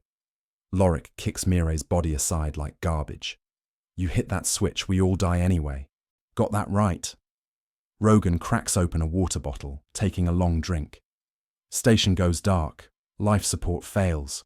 We suffocate. Real slow death, that one. The shutdown sequence flashes in my head. I could trigger it. Trap Silence here forever. Take the whole station down.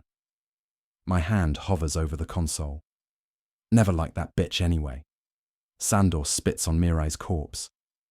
always acting superior with her military background. Look where that got her. Akron's words echo in my head about hating predictability. The protocol, the procedures, they're what Silence expects, what he's counting on. I pull my hand back from the console. All right, new plan. We do this the messy way. Now you're thinking. Akron's smile turns predatory. What did you have in mind? We split up. 2 teams, but not how Silence would expect. I point to the station schematic. We create a distraction here while the second team cuts through maintenance shafts to flank them. Rogan nods, suddenly interested. Not bad, Warden. Not bad at all. I look at each of them. Murderers, thieves, monsters. My only allies against something worse. One condition. I meet their eyes. When this is done, you all go back in your cells. No arguments. Lorik laughs. Let's survive first, then we'll discuss terms. I push away from the console. My muscles aching from hours of tension. Time to stop reacting and start acting. Silence thinks he knows me, thinks I'll follow protocol, do everything by the book. I trace a path on the station schematic. That's exactly why we're not going to. About damn time. Rogan checks his weapon. Was getting tired of watching you second-guess everything. I ignore the jab. Standard response would be to fall back, secure vital areas. Which is why we're not doing that. Akron's eyes gleam with understanding. We go straight for engineering. I zoom in on the station layout. Through the maintenance tunnels. Small team, fast and quiet. Sandor cracks his knuckles, while the rest create one hell of a distraction. More than that. I pull up the power grid overlay. We rig the backup generators to overload, make Silence think we're desperate enough to blow the whole station. He'll have to respond.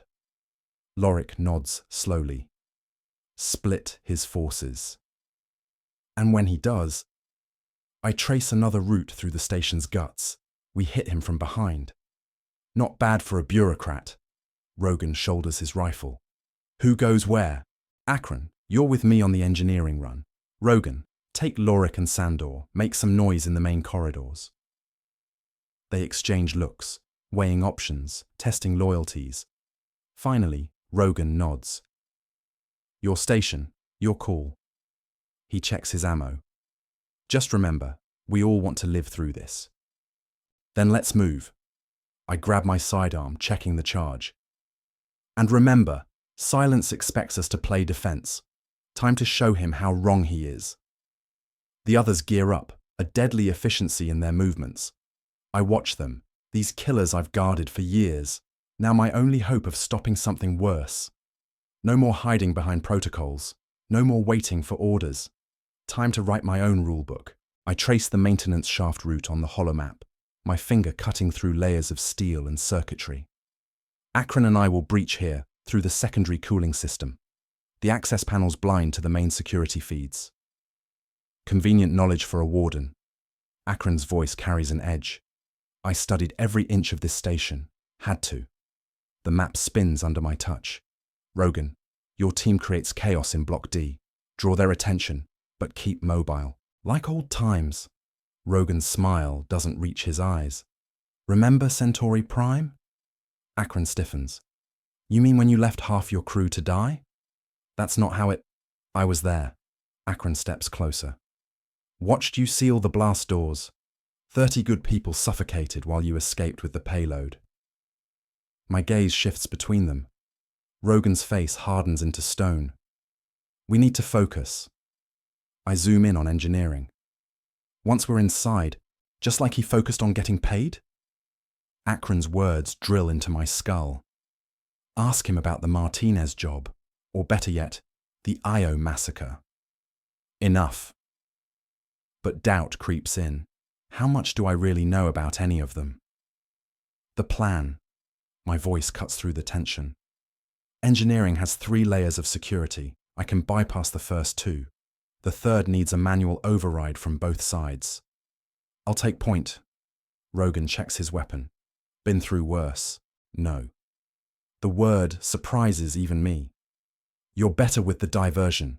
Akron knows the systems, he comes with me. Something flashes across Rogan's face. Anger, relief, before he nods. Your call, Warden.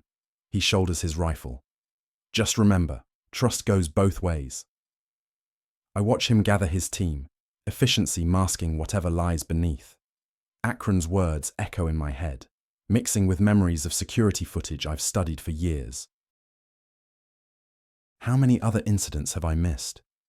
How many bodies buried under classified reports? Time to move. I check my own weapon. 30 minutes until we breach. I lean against the cold corridor wall, the weight of my choices pressing down like a gravity well.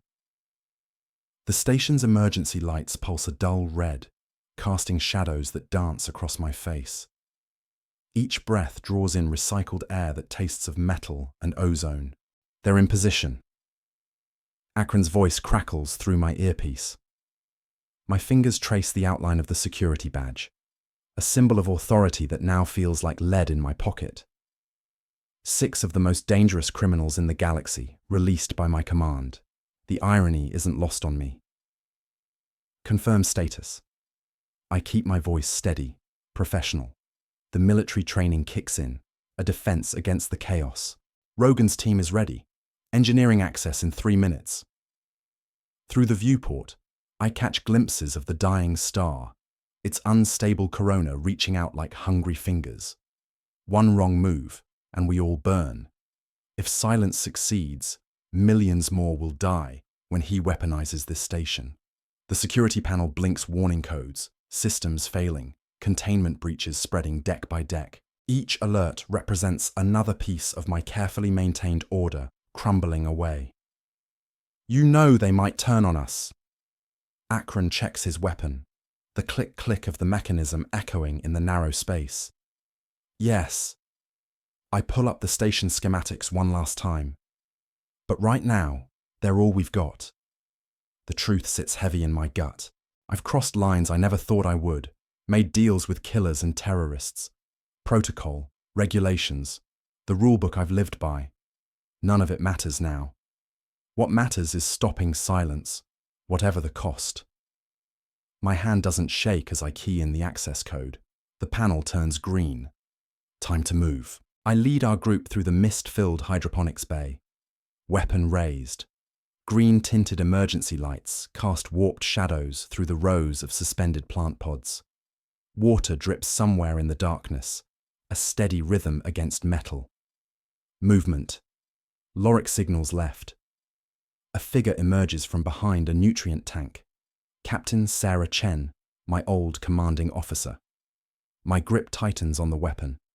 She died 3 years ago on Europa. That's not her. I keep my voice steady. Threxel's playing games.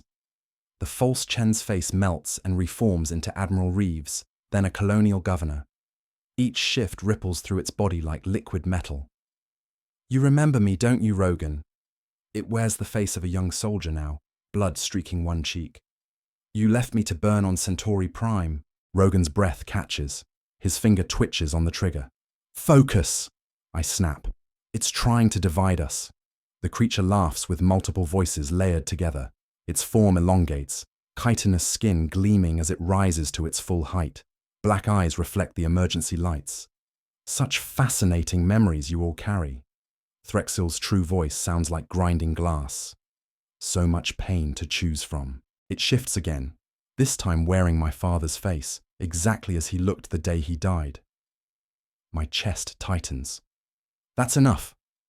Akron fires, but Threxel flows like mercury between the shots. You're surrounded.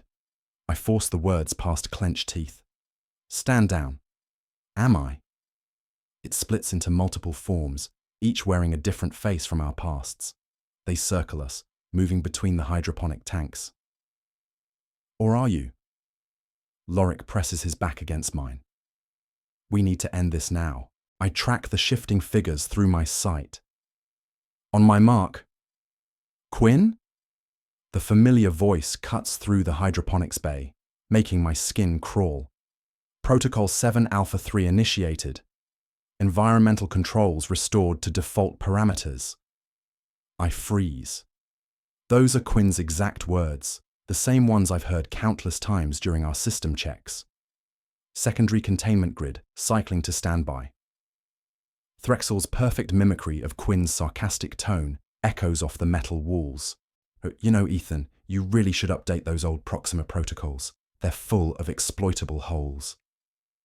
My throat tightens. Only Quinn and I discuss those security weaknesses during late-night maintenance sessions. What did you do to Quinn? I sweep my weapon across the shadows. Do. The voice shifts location, now behind me. I simply learned. Your AI friend had such interesting thoughts about station security. About you too. Always so rigid, so desperate for control. Lorik catches my eye, gesturing toward movement in the upper catwalks. Remember that time you accidentally locked yourself in the cargo hold? Threxel laughs with Quinn's digital chuckle. Quinn had to override 3 security protocols to get you out. You made them promise never to tell anyone. The memory hits like a physical blow. I'd never shared that embarrassing incident with anyone else. The AI core. My voice cracks. You accessed the AI core. Such a wealth of information in there. Threxel's form ripples, briefly taking on Quinn's holographic appearance. Every conversation, every late-night confession, every moment of weakness, all just data waiting to be absorbed. That's impossible. But my hands shake on the weapon. Is it? Quinn's voice again, perfectly reproducing our last conversation. Normal protocols are not going to fix this, Ethan.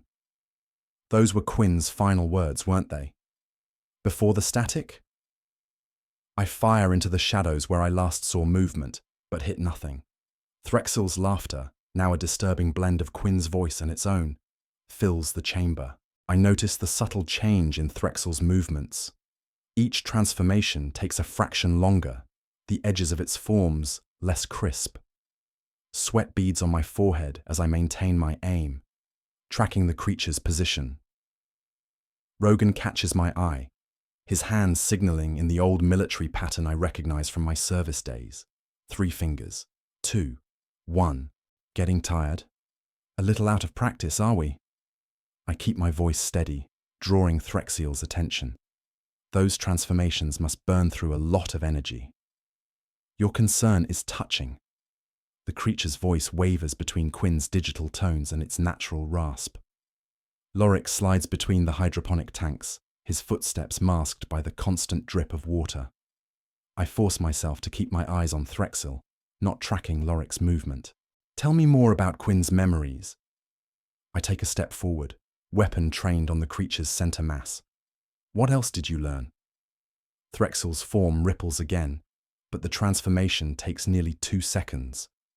An eternity compared to its earlier fluid changes. I learned enough too. Rogan's hand signals flash in my peripheral vision. Ready position. The shapeshifter's next shift falters completely, leaving it caught between forms. Black eyes widen as Lorik's shadow falls across its back.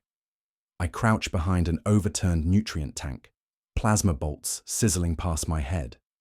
6 identical versions of Threxel circle our position, each one wearing the face of a different crew member. We're pinned down. Rogan fires blind around the corner. Can't tell which is real. The Threxels move in perfect sync, their weapons trained on our position. I scan each one, looking for any tell, a missed detail, a flaw in the mimicry. My eyes track their movements, searching. There. A flash of green when one of them steps through the emergency lights. The others stay perfectly human, but this one's skin catches the light wrong, revealing its true chitinous nature for a split second. 3rd from the left. I tap Rogan's shoulder. Watch when it moves through the light. The copies continue their synchronized advance. Lorik fires at one, but his shot passes through empty air, a hologram maybe, or some other trick of Threxel's species. See it? I whisper as the real Threxel passes through another beam of light. That same green sheen, like oil on water. Got it. Rogan adjusts his aim slightly. Keep firing at the others. I load my last energy cell. Make it think we haven't spotted the real one. We spray fire across the room, deliberately missing the true Threxil. Its copies flicker and dance, drawing closer. The real one moves with them, confident in its deception. Now! I roll from cover and fire 3 precise shots. The first 2 pass through fake Threxils, but the third catches the real one in its midsection. It shrieks, its human disguise melting away to reveal glistening green chitin. The copies vanish like smoke as Threxil stumbles backward, dark fluid leaking from its wound. Its black eyes fix on me with cold hatred. How? Its voice grates like metal on stone. You got sloppy. I keep my weapon trained on its center mass. Real humans don't shine green in the light. Rogan's plasma bolt catches Threxil in the throat. The creature's form ripples one final time, features melting like wax as it tries to shift. The transformation freezes halfway, human skin peeling back to reveal the chitinous shell underneath. Its black eyes go dull as it crashes to the deck. Green fluid spreads across the metal floor, seeping between the grating. The acrid smell burns my nostrils. I keep my weapon trained on the body, half expecting another trick. Clear. Lorik kicks the creature's weapon away. I edge closer, studying the twisted form. Half-human features melt into alien angles, locked forever between shapes. The sight makes my stomach turn. Make sure it's dead. My voice comes out hoarse. Rogan fires 2 more shots into Threxil's head. The impacts shatter the chitin, spraying more ichor across the deck. The body twitches once, then goes still. It's dead. Rogan ejects his spent power cell. No coming back from that. I stare at the creature that wore Quinn's voice, that knew things only Quinn and I had shared. My hands shake as I lower my weapon. Lorik keeps watch on the hydroponics bay entrance. We need to move. That firefight wasn't exactly quiet. He's right. We've already stayed too long. I force myself to look away from Threxil's corpse, from the evidence of what it did to my friend. I holster my weapon, the smell of burnt chitin still burning my nostrils. The green fluid from Threxil's corpse seeps between the deck plates, disappearing into the darkness below. Interesting timing with that final shot, Rogan. Akron's voice cuts through the silence. You had a clear line 3 seconds earlier when it first revealed itself. What are you implying? Rogan wipes ichor from his boots. Those weren't random transformations. Akron steps closer, his dark eyes fixed on Rogan. Threxil chose specific memories, your dead squadmate from Centauri Prime, Ethan's father. It was fishing for reactions, gathering intel, and you gave it plenty of time to transmit. I replay the firefight in my head. There had been that moment when Rogan hesitated. Your trigger discipline was perfect until then. Akron's words drill into my skull. But you waited exactly 3.7 seconds between target acquisition and taking the shot. Long enough for a compressed data burst. You're counting seconds in the middle of combat now? Rogan's hand drifts toward his holster, toward his. I count everything. Akron's lip curls. Like how you've positioned yourself between Ethan and the exit 3 times since we entered hydroponics. Or how your left hand taps your thigh twice before every room breach. An old Merc signal for stand ready. My chest tightens. I'd noticed that hand tap too, but dismissed it as nervous energy. Who are you signaling to, Rogan? Akron's voice drips with cold certainty. What intel was worth letting Threxil live those extra seconds? Hold. Sandor steps between Akron and Rogan, his scarred face tight with focus. That timing wasn't suspicious. It was tactical. I saw what Rogan did. I keep my hand near my weapon, eyes darting between them. The hydroponics bay feels smaller, the emergency lights casting harsh shadows across tense faces. From my position by the nutrient tanks, I had a clear view. Sandor's gravelly voice cuts through the tension.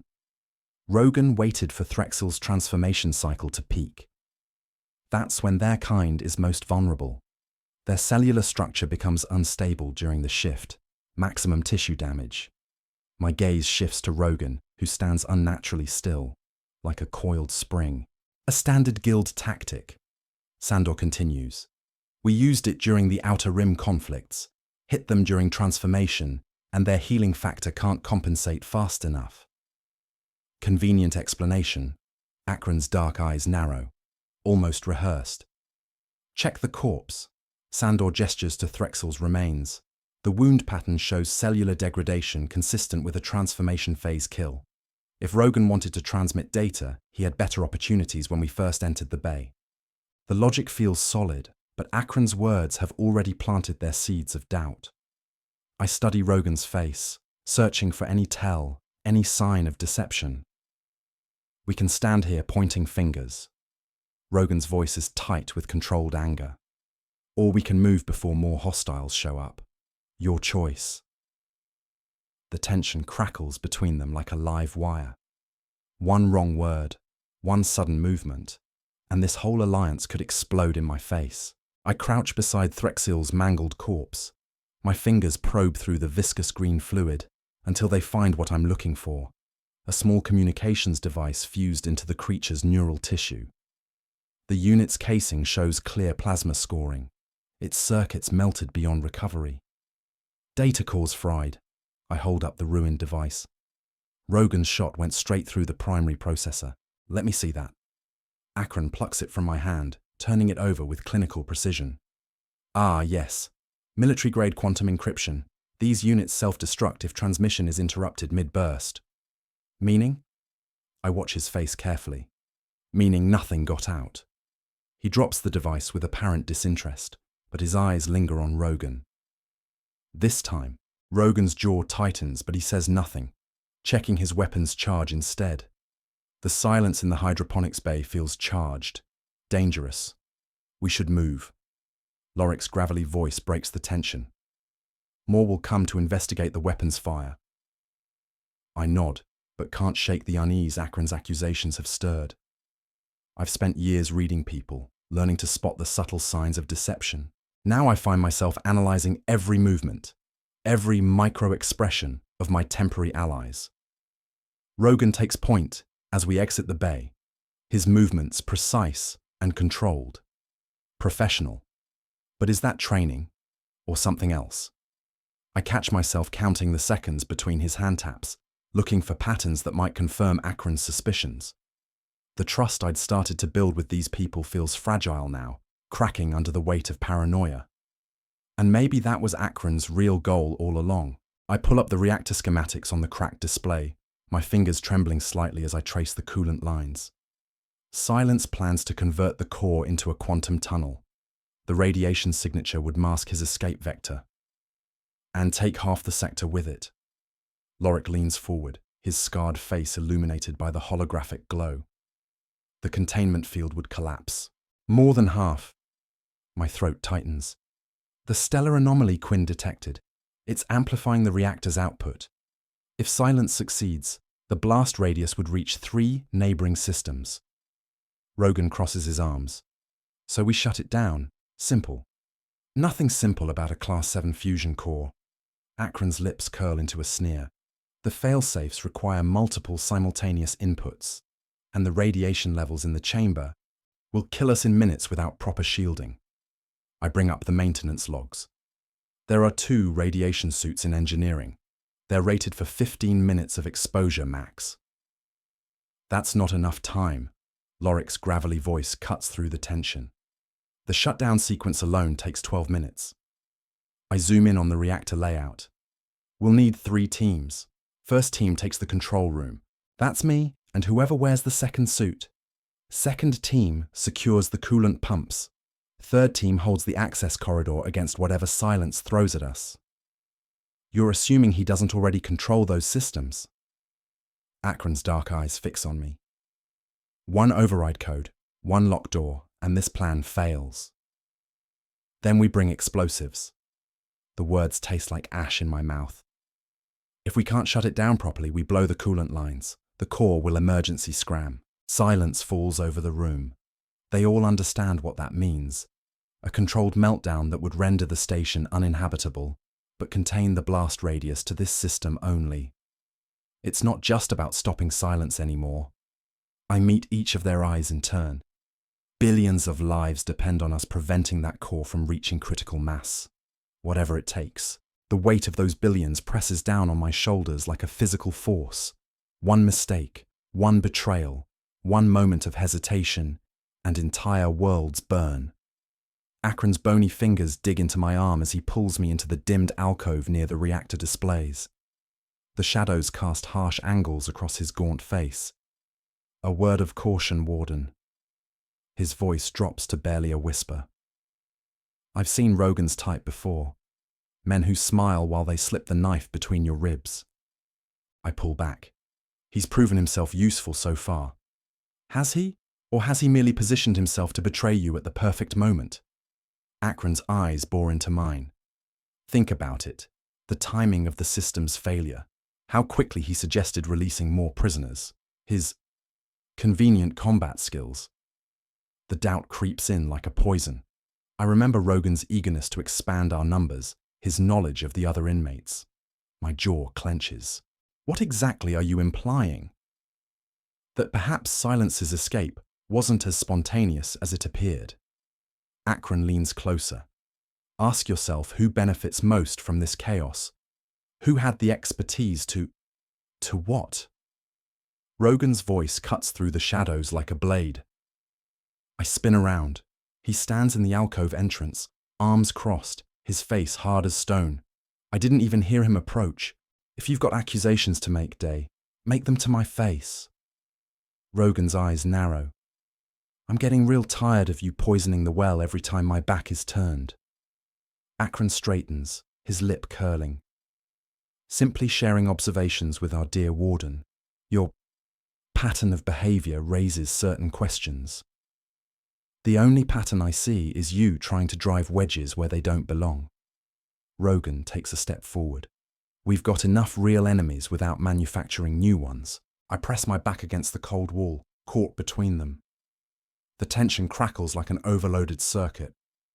Enough! My voice cuts through their posturing. The word echoes off the metal walls with more authority than I feel. Both of you, back off! Rogan's shoulders remain coiled tight, but he takes a half step back.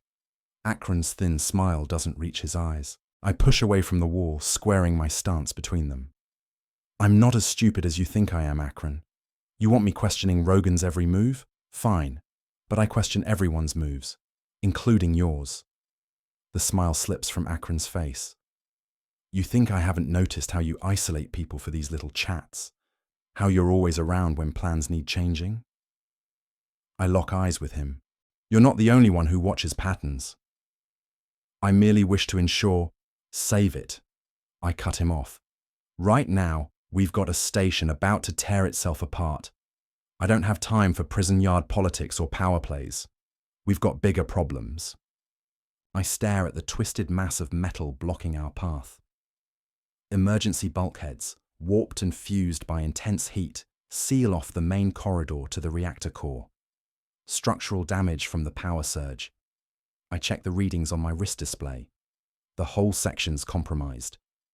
Alternative route through maintenance. Lorik pulls up a holographic map. Too long. I trace the zigzagging path with my finger. 20 minutes minimum. By then, the core could be past the point of no return. Rogan points to a narrow service tunnel branching off to our right. What about that? My stomach drops as I check the radiation readings. It's hot, way above safe limits. The shielding must be damaged. How hot? Akron peers at my display. Lethal exposure in 8 minutes without protection. I swallow hard. But it's a straight shot to the core access.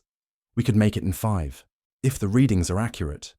Akron's voice drips with doubt. If the tunnel hasn't collapsed. If... We don't have time for ifs. I key in the override code for the service tunnel hatch. I'm going through. Anyone who wants to take the long way around, go ahead. The hatch squeals open, revealing a cramped passage bathed in sickly emergency lighting. My radiation counter immediately starts clicking faster. You're insane. Akron backs away. That tunnel's a death trap. Probably. I check the seals on my environment suit. But every minute we waste is another minute silence has to reach the core. I'm not letting that happen. Rogan steps up beside me, checking his own suit. 5 minutes through hell or 20 minutes too late. Some choice. Your call. I meet each of their eyes. But I'm going now. The radiation counter's urgent clicking fills the silence as they weigh their options. 3 minutes to decide, 2 minutes to prep suits, 5 minutes to cross. The math leaves no room for hesitation. I take my first step into the tunnel, the metal grating creaking under my boots. The counter's clicking becomes a steady whine. The clicking of my radiation counter rises to a frenzied screech as we crawl through the service tunnel. Sweat trickles down my neck inside the suit, each breath coming faster through the filtered air. 3 minutes left. My voice sounds hollow in the helmet comm. Keep moving! A harsh cracking sound echoes through the tunnel. I spin around in time to see Lorik stumble, his suit's chest plate splitting open like an eggshell. A blast of concentrated radiation from a ruptured conduit above tears through the gap. Lorik's scream cuts through the comm channel. He collapses against the wall, clutching his chest as the radiation burns through him. Help! Me! Blood trickles from his nose, staining his ghostly pale skin crimson. My radiation counter spikes into the red zone. 2 minutes of safe exposure left. We have to move. Rogan grabs my arm. Now! I can't just...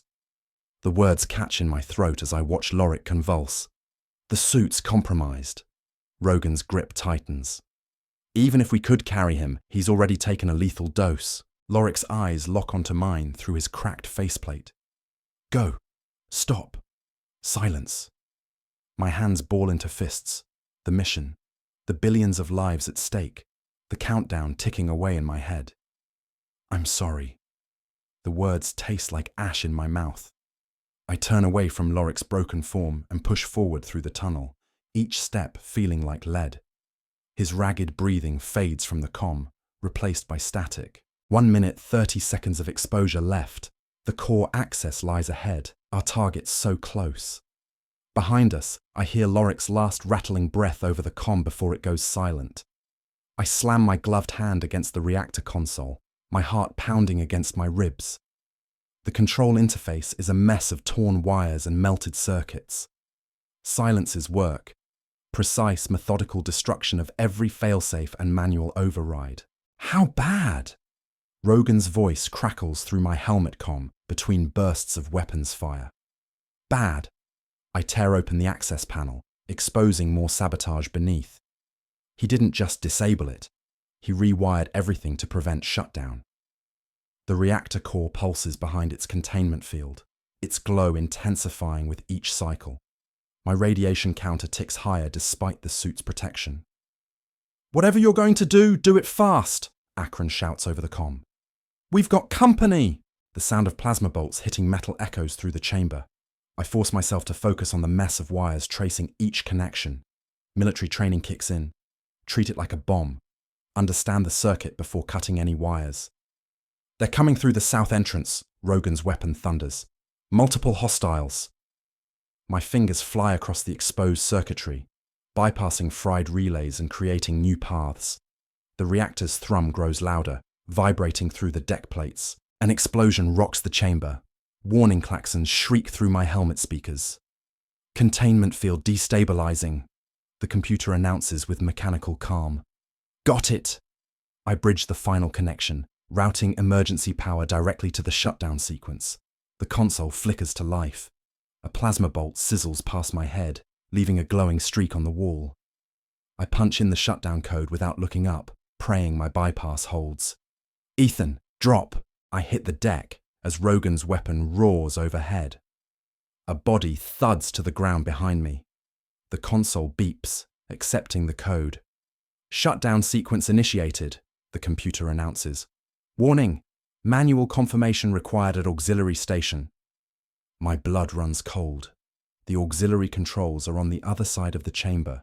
Through the firefight, I sprint across the chamber, ducking under plasma fire as my boots clang against the metal grating.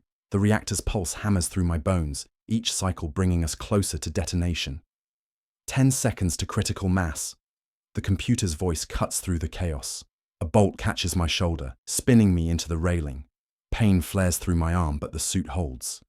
I stumble forward, legs burning as I push myself toward the auxiliary station. 9, 8. The panel swims before my eyes.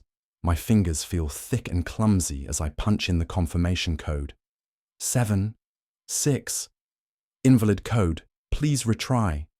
My hands shake as I try again. The reactor's light bathes everything in a sickly blue glow. 5, 4. The third attempt goes through. The shutdown sequence initializes, cooling rods slamming into place with thunderous force. The reactor's pulse stutters, dims. 3, 2. Emergency vents hiss open, flooding the chamber with coolant mist. The containment field stabilizes, its angry red warning indicators fading to steady green. Shutdown sequence complete, core temperature returning to nominal levels. I slump against the console, every muscle screaming. Through the thinning mist, I see the bodies scattered across the chamber floor. Rogan lies motionless by the main controls, his weapon still smoking. Akron's broken form sprawls near the entrance, taken down defending our position. The silence feels deafening after the chaos. I stare at my trembling hands. The radiation burns already starting to blister, despite the suit's protection. The taste of copper fills my mouth. We stop the reactor, but thinking about Lorik make the victory feel hollow.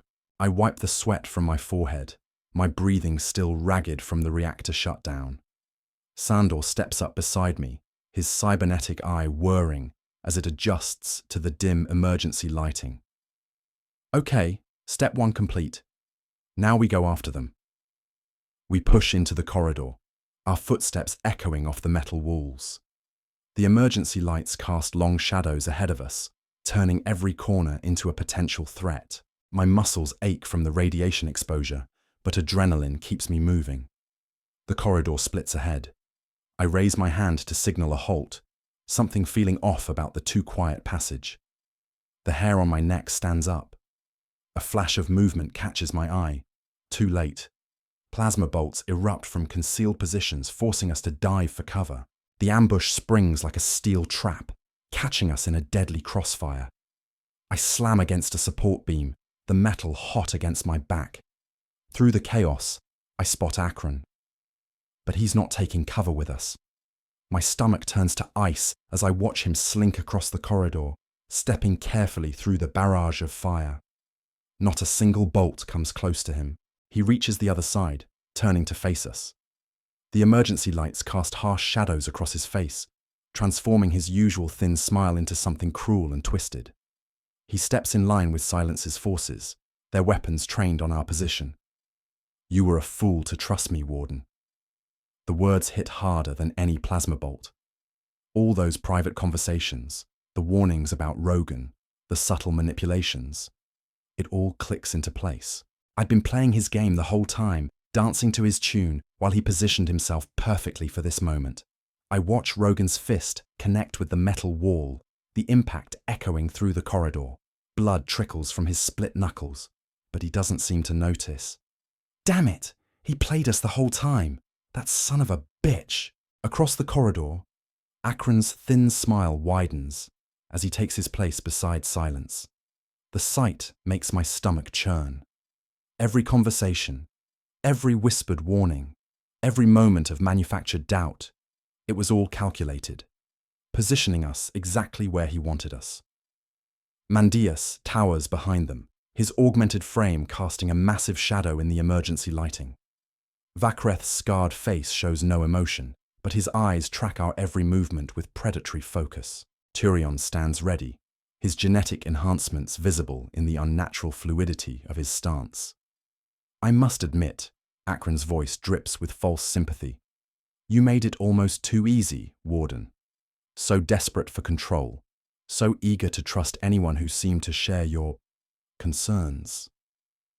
Xandor shifts beside me, his cybernetic eye whirring as it analyzes escape routes. Should have spaced him when we had the chance. Hindsight's a luxury we can't afford right now, I mutter, my mind racing through options. 5 of them, 3 of us. The corridor offers minimal cover, and they've got us boxed in perfectly. Silence steps forward, his presence somehow darker than the shadows around him. He doesn't speak, he never does, but his intent radiates like a physical force. The weight of my failure crashes down.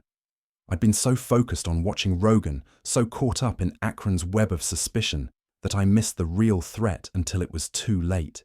The first explosion hits like a sledgehammer, throwing me against the wall. My ears ring as chunks of metal rain down. The acrid stench of burning circuits fills my lungs. "Move!" Rogan grabs my collar, yanking me sideways as plasma fire tears through where I stood. Another blast rocks the corridor. Emergency lights flicker and die, plunging us into darkness broken only by the orange glow of fires and weapon discharge. My shoulder throbs where it hit the wall, but adrenaline dulls the pain. "This way!" Sandor's cybernetic eye casts an eerie red glow as he points toward a maintenance shaft. We sprint through the chaos, ducking under pipes and leaping fallen debris. Each explosion feels closer than the last. My boots slip on something slick, probably hydraulic fluid from ruptured lines. Akron's betrayal loops through my mind as we run. Every conversation replays with new context. Every warning about Rogan now revealed as careful manipulation. I'd fallen for the oldest trick. So focused on watching the person he told me to suspect, I never watched him. Down here. Sandor wrenches open a floor panel, revealing a cramped utility tunnel. I drop through the opening, landing hard on my knees. The metal grating bites through my uniform as I crawl forward.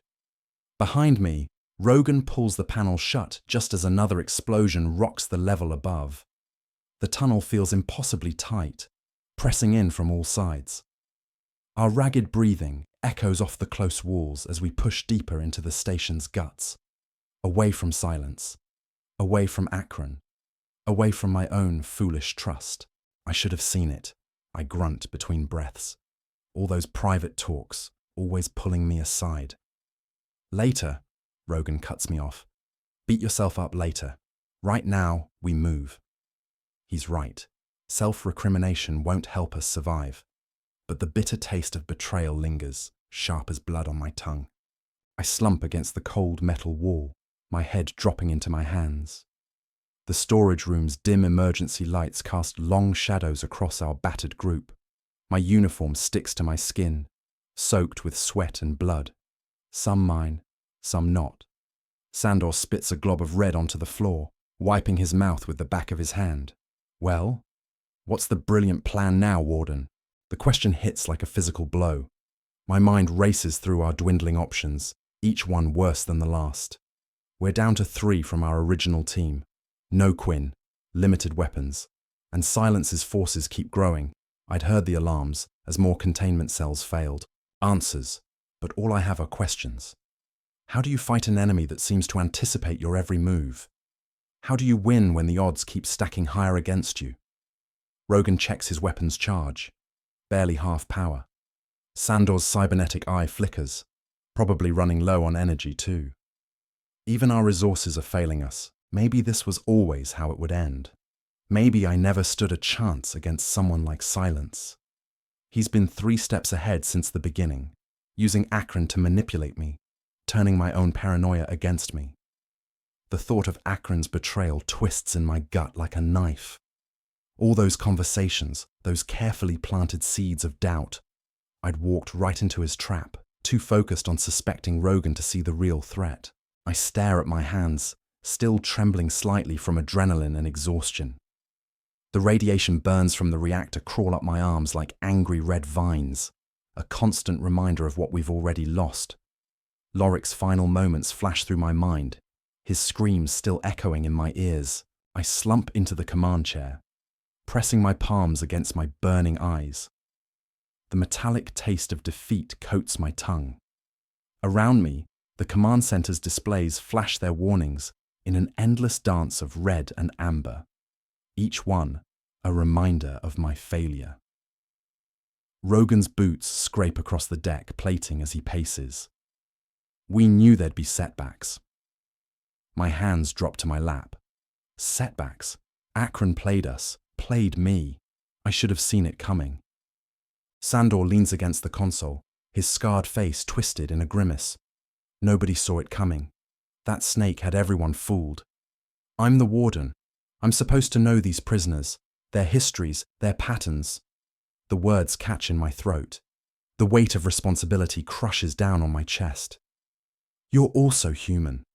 Rogan stops pacing. And Akron spent decades perfecting his act. Half the galaxy's intelligence agencies couldn't pin him down. A bitter laugh escapes me. Fat lot of good that does us now. He's with Silence, probably telling them everything about our plans, our weaknesses. Then we make new plans. Sandor's fist slams into the console. Different approach, different angle. How? My voice cracks. We're outnumbered, outgunned, and running out of time. The station's environmental systems are failing. Security's compromised. You managed to get us this far, Rogan cuts in. A by-the-book warden working with convicted criminals. Nobody would have bet on that working. But here we are.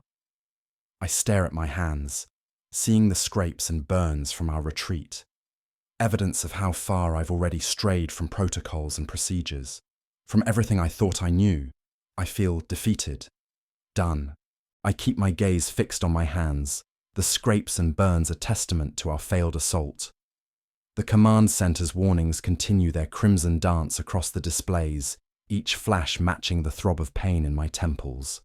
Rogan's boots stop their pacing. Get your ass up, Kent. We're not done yet.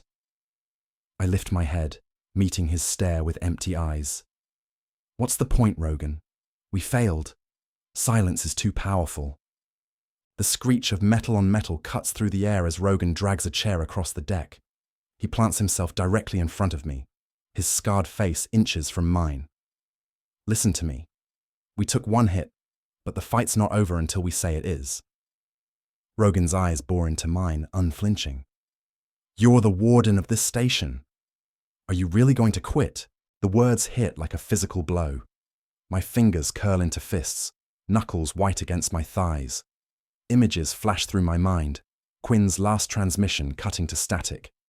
I close my eyes, remembering Quinn's final words about thinking outside protocols.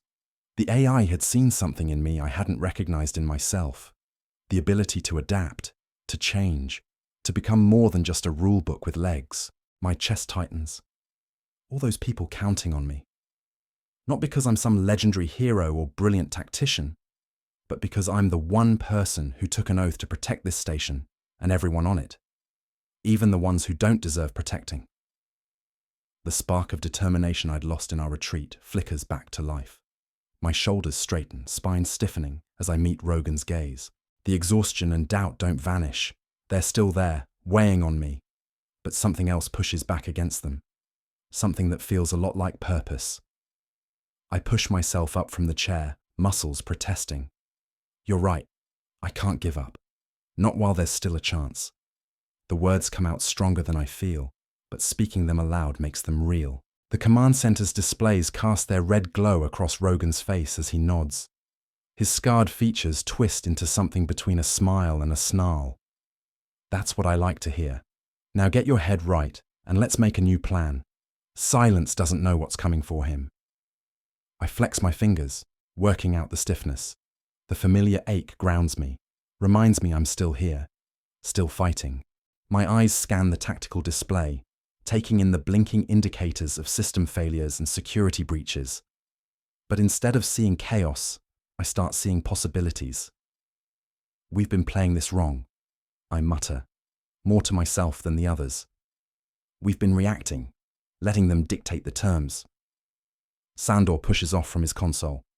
What are you thinking? I trace a path on the display with my finger. We've been trying to fight them head-on because that's what the protocols say to do. Contain, confront, neutralize. But Quinn was right. We need to think outside the box. The mention of Quinn sends a pang through my chest. The AI's absence feels like a missing limb, but I push past it. Focus on what needs doing. Rogan leans in, his breath fogging the display. Go on. Silence expects us to follow procedure, to play by the rules. A plan starts forming in my mind, pieces clicking into place. So let's show him what happens when we don't. I lean over the tactical display, forcing my eyes to focus despite the exhaustion. The station's layout spreads before me in wireframe blues and reds. Familiar corridors and junctions I've walked 1,000 times, now transformed into a battlefield. Here. My finger traces along maintenance shaft B7. This runs parallel to the main power distribution hub. Silence will expect us to come through the primary access points, but these maintenance tunnels, they're barely wide enough for one person, Sandor observes, crowding in beside me. Exactly. The plan crystallizes as I speak. We've been thinking like soldiers, trying to move as a unit. But what if we split up? Multiple small targets instead of one big one? Rogan crosses his arms. Risky. I zoom in on the junction points. These shafts connect to every major system. Environmental control, security, power distribution. Small teams could hit multiple targets simultaneously. My hands steady as I work. Muscle memory from countless security drills taking over. But this time, I'm not following the rulebook. I'm writing a new one. If we time it right, I mark potential entry and exit points, mind racing ahead to contingencies. We could create enough chaos to mask our real objective. The others gather closer, their breath fogging the display's surface.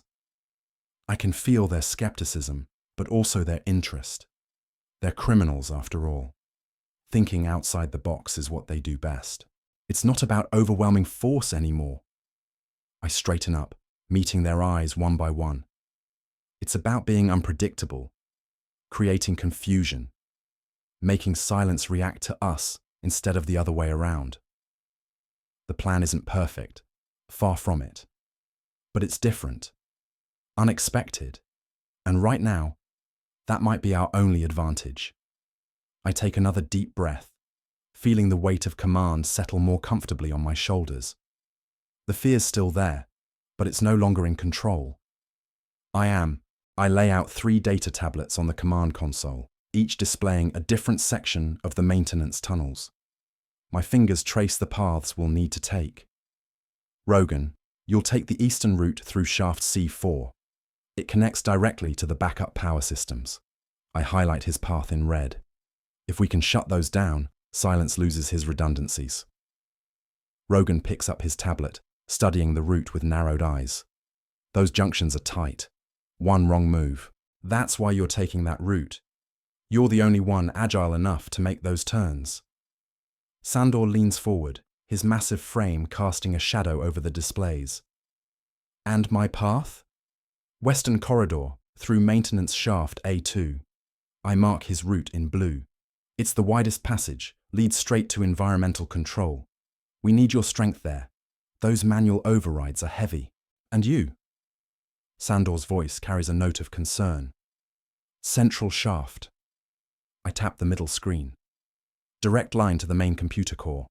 If I can reach Quinn's primary processors, maybe I can bring him back online. That's suicide, Rogan cuts in. Silence will have that area heavily guarded. Which is why he won't expect a single person to try it. I meet their gazes. We move simultaneously, create enough chaos that they can't respond effectively to all 3 threats. Sandor cracks his knuckles. Time frame? 20 minutes from mark. Any longer and the station's structural integrity. I don't need to finish the sentence. They understand. Comms. Rogan checks his equipment. Short range only. Keep radio silence unless absolutely necessary. I distribute the encrypted communicators.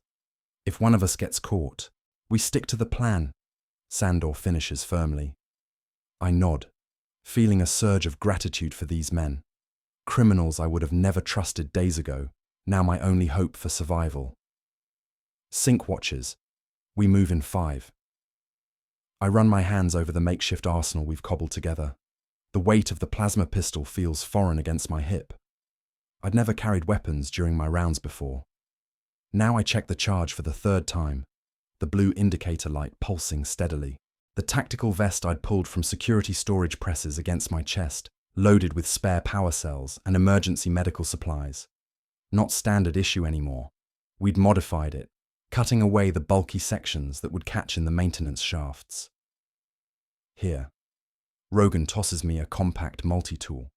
You'll need this for the access panels. I clip it to my belt, muscle memory from my military days taking over. Everything in its place.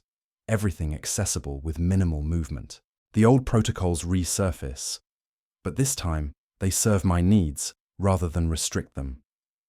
My fingers trace the map I've memorized, feeling the raised edges of the station's layout. No more relying on Quinn's guidance or automated systems. Just my own instincts and whatever skills I can muster. The station groans around us, metal stress echoing through the corridors. I used to hate that sound. Now it's just another variable to work with. Another piece of chaos to incorporate into the plan. I pull up my sleeve, checking the manual chronometer strapped to my wrist. The digital display would be useless in the maintenance shaft's electromagnetic interference. Old school analog, another adaptation to our new reality. 5 minutes, I announce, voice steady. The tremor in my hands has vanished, replaced by a cold focus I haven't felt since my combat days. Each piece of equipment represents a choice, a deliberate break from standard procedure. The lightweight boots instead of regulation footwear, the stripped-down body armor, the non-standard weapons loadout. Every decision aimed at speed and mobility over protection. I take one final inventory: weapons, tools, medical supplies, communications gear. Everything I need, nothing I don't. No room for hesitation or second-guessing now. I catch Rogan's sleeve before he heads to his position, pulling him into the shadow of a support beam. The distant rumble of the failing station provides cover for our whispered conversation. I need you to trust me on this. My voice drops low, barely audible above the creaking metal. We have to be willing to sacrifice everything. Rogan's eyes lock onto mine, searching. The scars on his face catch the emergency lighting, creating a map of old violence across his features. For a moment, I see past the criminal record, past the years of containment. I see the soldier he must have been, before whatever choices led him here. He shifts his weight, the maintenance shaft's dim light casting strange shadows across his face. His hand moves to the weapon at his hip, not a threat, but a reminder of what's at stake. I'm with you, Warden. His voice carries the weight of conviction. Let's end this bastard once and for all. The words hang between us, a contract sealed in whispers and shadows. No protocols, no regulations, just two men agreeing to do whatever it takes. I run my hand along the command console one last time, feeling the familiar texture beneath my fingertips. The darkened screens reflect my face. Harder now, changed by everything that's happened. This room used to be my fortress, my safe haven of order and control. Now it's just another battlefield. The emergency lights cast red shadows across the tactical displays, turning the command center into something alien and hostile. Discarded data tablets litter the floor alongside empty weapon casings and medical supplies, the detritus of our desperate planning sessions. Time. I check my chronometer, more out of habit than necessity.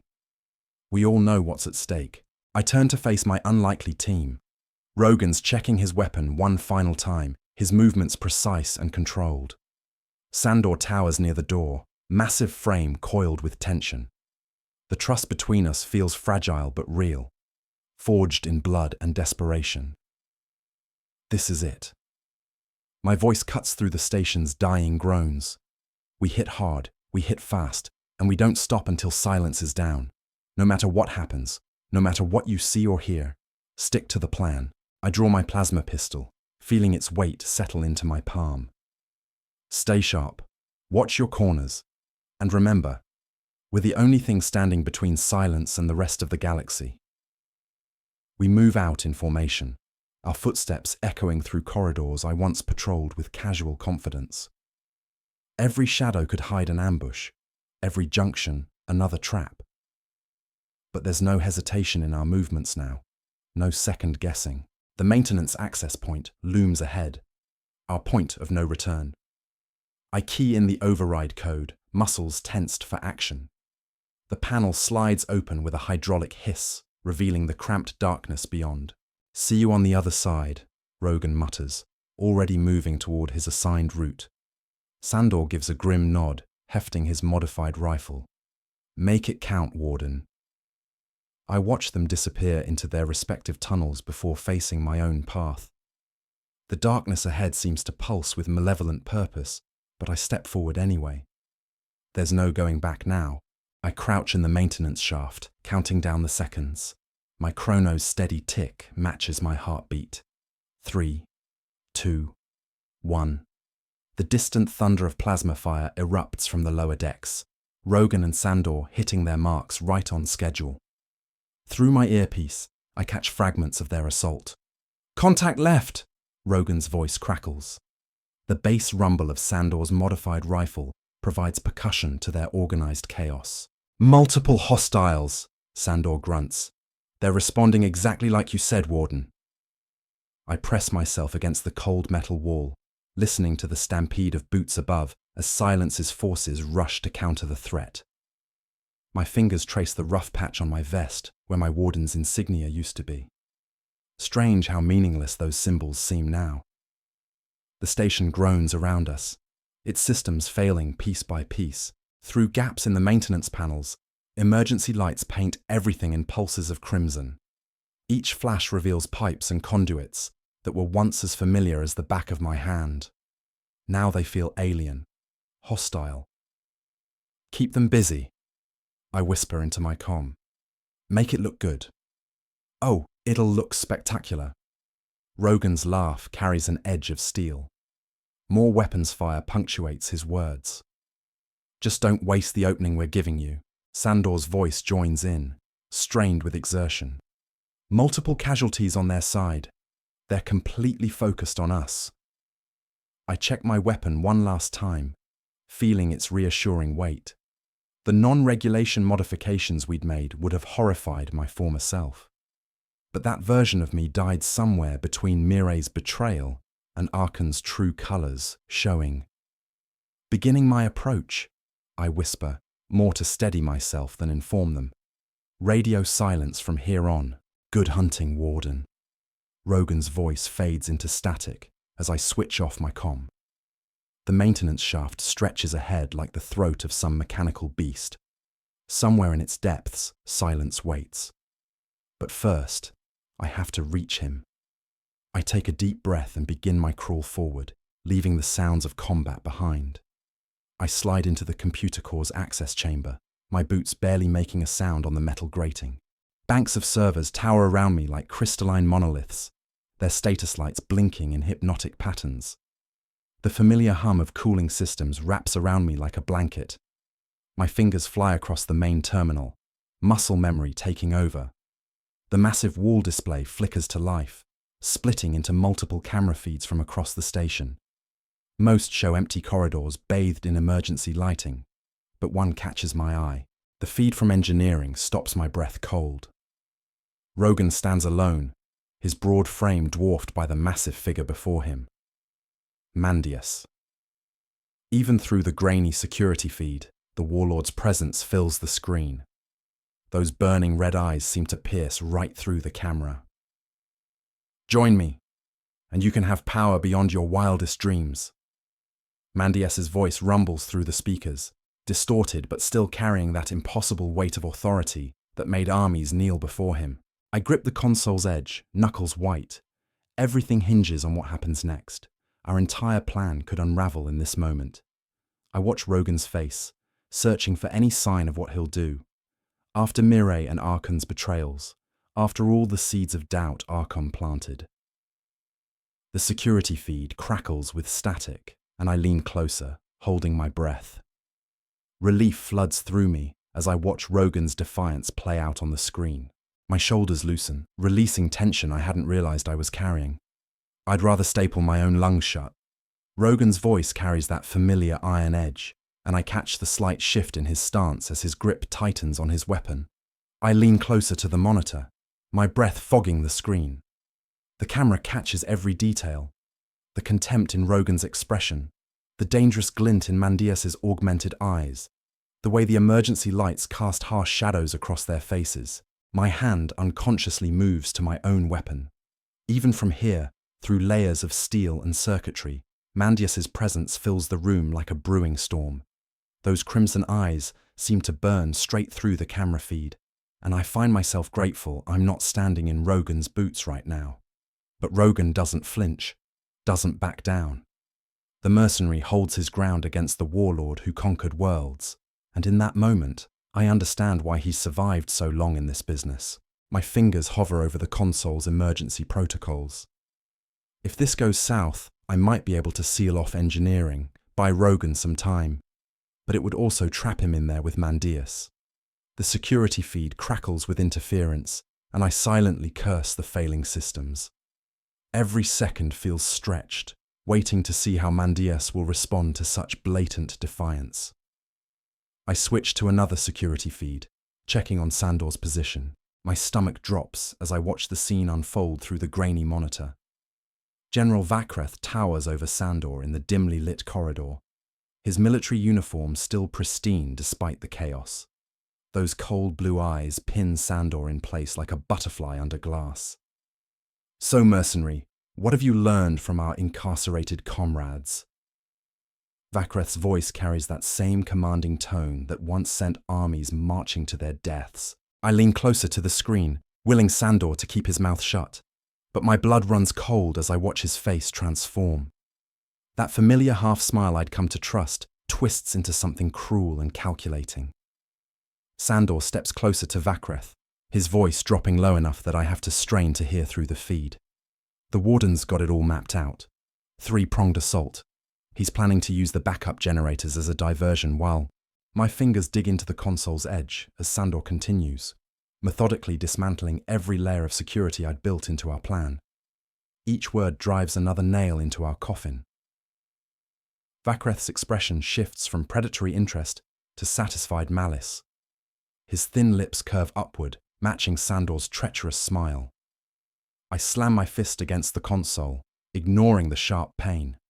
First Mirai, then Archon, and now Sandor. The bitter taste of betrayal fills my mouth as I watch them seal our fate with conspiratorial nods.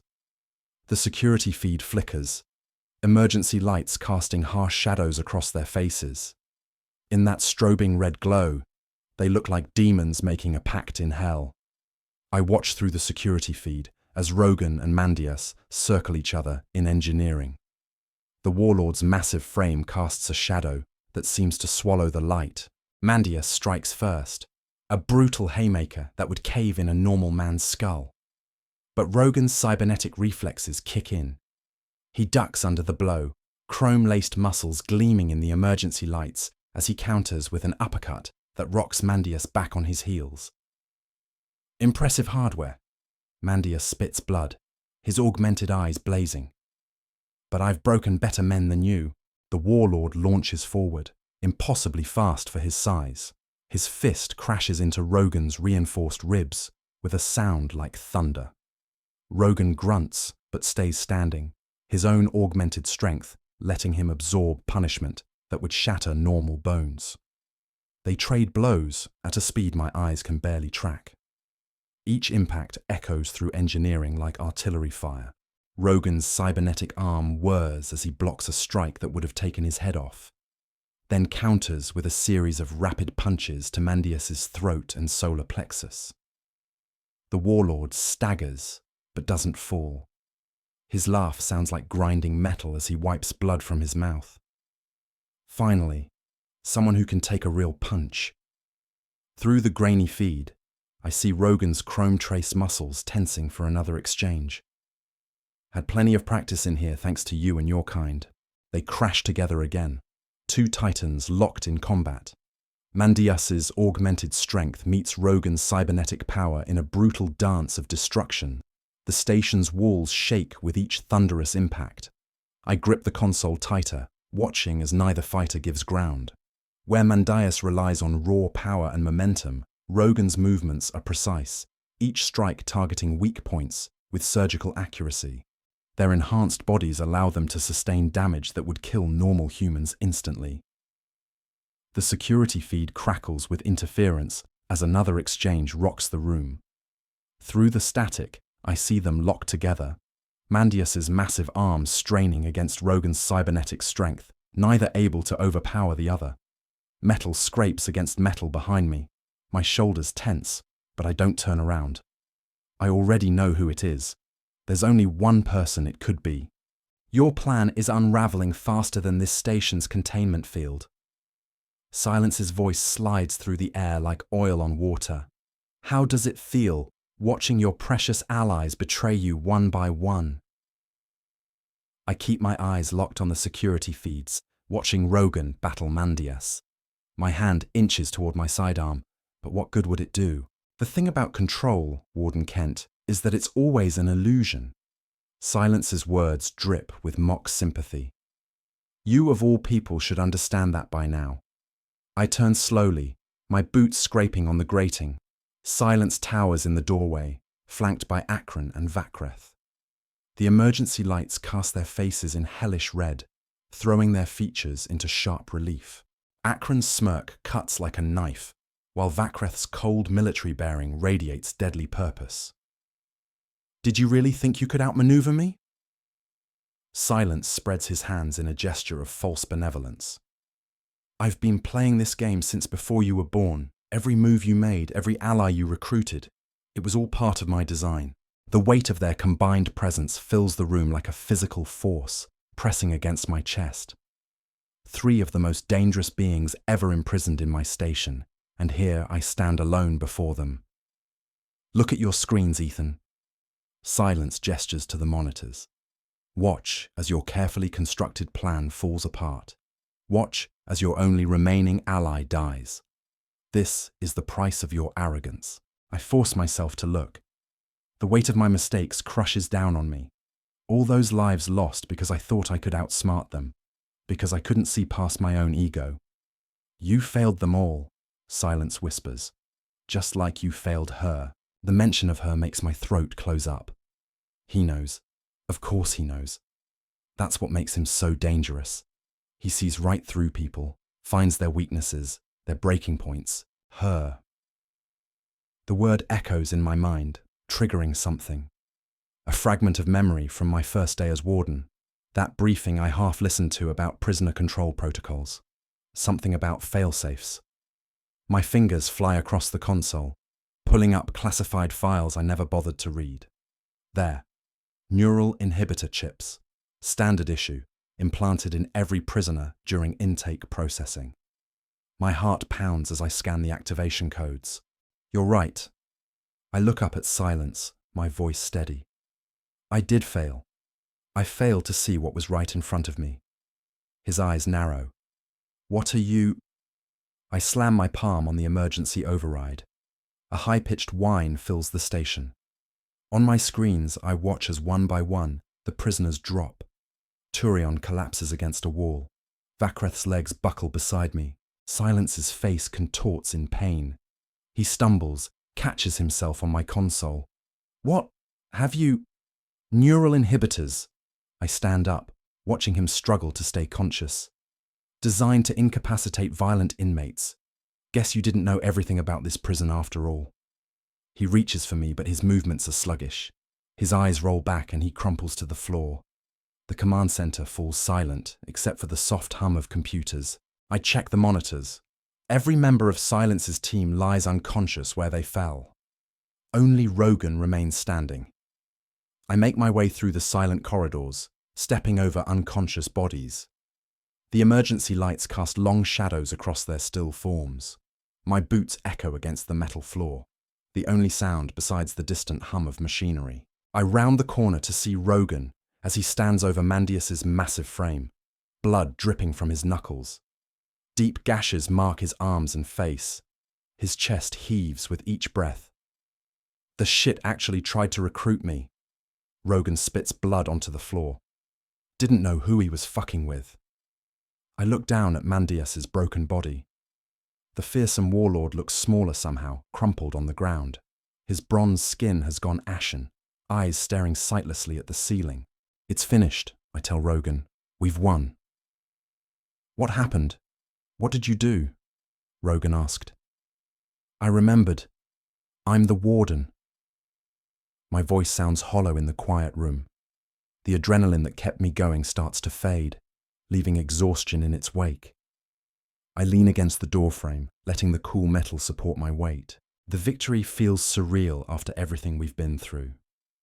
Part of me still expects another crisis, another betrayal. But the neural inhibitors did their job.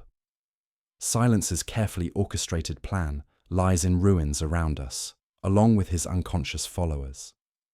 I drag myself back to the command center. The familiar hum of electronics feels surreal after the chaos. I fall back into my chair, exhausted and hair disheveled. The display screens flicker with damage reports and system diagnostics, a testament to how close we came to total disaster. A shadow crosses over me. I look up, my neck protesting the movement. You're the only one who kept their word, I said. But will you keep yours? The voice carries an edge of menace. I look down at my lap, fingers curling against the armrests. The weight of everything that's happened presses down on me like a physical force. The betrayals, the deaths, the destruction. It all seems to blur together in my mind. I look back up at Rogan Novick. No, I changed my mind.